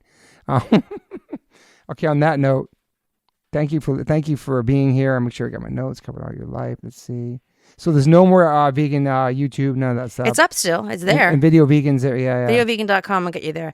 And if you're still vegan, you just don't claim it. Yep. Don't talk about it. I kind of respect that because that word has become almost like a 4-letter word. That's why people say, I'm plant-based. It's less threatening for people because the reason why the word vegan became threatening because vegans were so threatening and so judgmental towards other people. Super aggro, yeah. Like I remember when Beyonce became vegan and she started a vegan catering company with Jay-Z a couple years ago. They went to every single vegan restaurant in LA. The paparazzi got called on them. They went to my boy Tall's Crossroads. He had no paparazzi. They started going there every fucking day. And then people started saying, she wears leather. She does that. It's like, yo, at least she's fucking trying, dude. And that's why people, this is a rapper named Waka Flocka Flame. Shout out to Waka Flocka Flame. He was vegan. And I guess he did something that wasn't by the book. And one day he did a tweet that says, yo, I ain't vegan no more. Y'all are worse than the Nazis. That was the most incredible fucking tweet. From this rapper who was vegan. I saw him at Crossroads, but people got on about maybe he was wearing leather or something. It's impossible to be a perfect human, let alone fucking... Everything at the dentist has been tested on animals they put in your mouth. You're flying on leather seats. Uber cars have fucking leather seats. It's impossible, dude. Yeah.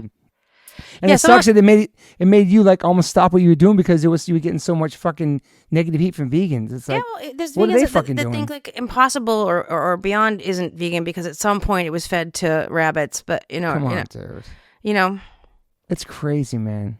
So it's exhausting. Some rabbits ate some fake meat and lived, presumably. And now you're gonna save millions of cows. Millions of cows.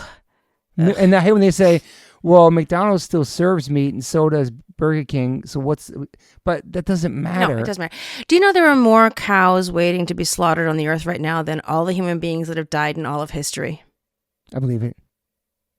It's crazy about we get into that. The environment, what that does to the environment. I know, just the farting, just all that stuff. Just the farting. And then the peeing and in the water table.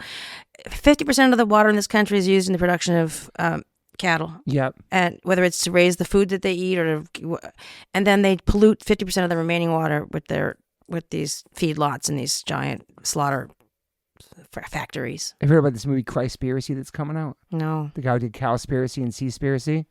If you want to go out, you probably want to go out of your house, but I get you to having a premiere right here. My friend, the same guy, Kip Anderson, did all those documentaries.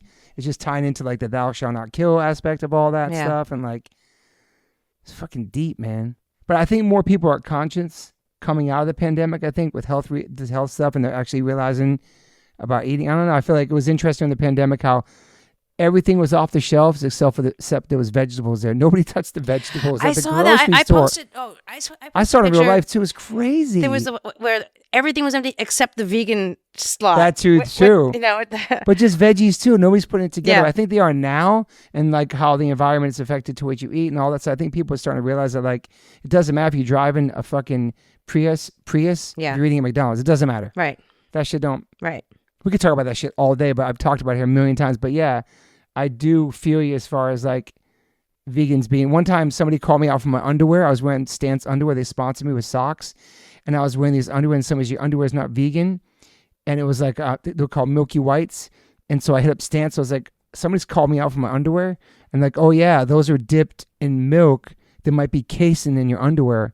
So I fucking gave all my underwear away because I felt so bad that I was fucking wearing underwear with milk in it. And I love those underwear. They were so comfortable. You should have kept your fucking underwear. I know. I went into a vegan supermarket that I'm not going to name, and wearing the shoes I'm wearing right now, which are leather, actually, I think. Okay. No judgment. But I made a huge mistake when the guy who was helping me said, "Oh, those shoes are really cool." I said, "Oh, thank you." He goes, "Are they vegan?" And I went, "I don't know. They were cheap. They were really cheap, so I think they probably are." He walked away and had somebody else help me. No way, man. Come on, man. Yeah. And you're there buying vegan stuff. Yeah. There's a lot of synthetic vegan leathers. There's also a lot of stuff that we think is leather that's not. I thought it was. They look fake. They look plastic to me, man. To me too. They do. But also, you're not a perfect person. It's fucking life. It's like, don't. You know what I mean? Guy walked away from me like I was like, I should have just said yes. Why didn't you just say yes? They're vegan. I think I'm buying something in your store. Last but not least, you're wearing a mom pendant that was made by my guitar player, Rusty Pistachio from Peanut Jewelry. He's going to be so psyched you're repping that. That was totally accidental. I wear this every single day. I know. I wore it all of season 2 in Chucky. You can see it. Oh my God. I can tell him that. I've tagged him on a bunch of stuff, so he must know. Did you know he's in my... No. But I've definitely I've tagged. Yeah, I'm 59. I've tagged him, so he definitely knows that I wear it. But it was my character's jewelry in season 2 of Chucky. Dude, I'm gonna call him after this, man. Okay. That is so. Just seeing you wear that, I was like, this is such a small world, man. Yep. Well, thank you for being here. Thank you for your time. Do you do podcasts that much? I've actually stopped doing them because during COVID, everybody in our This is your first face-to-face one, you think? In a while or no?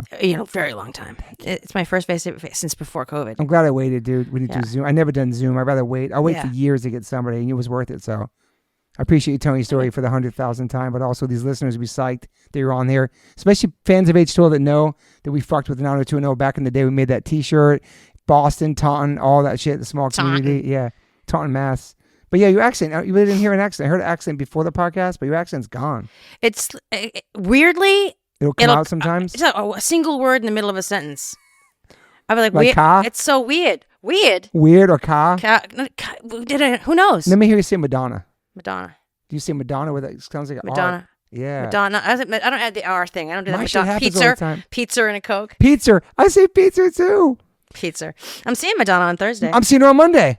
Oh my God. I'm so fucking psyched. I haven't seen her since, I don't know what tour. I have a Madonna tattoo. I met her back in the day.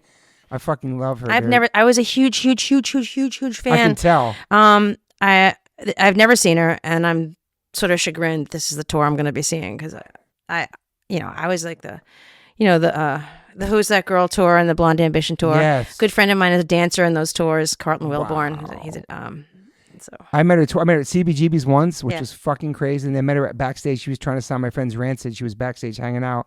I have a portrait of her on my arm. Ended up in a Madonna style book. She signed some shit for me, but I haven't seen her since. Like, I want to see that Madonna tattoo. No, you know Guy Osseri?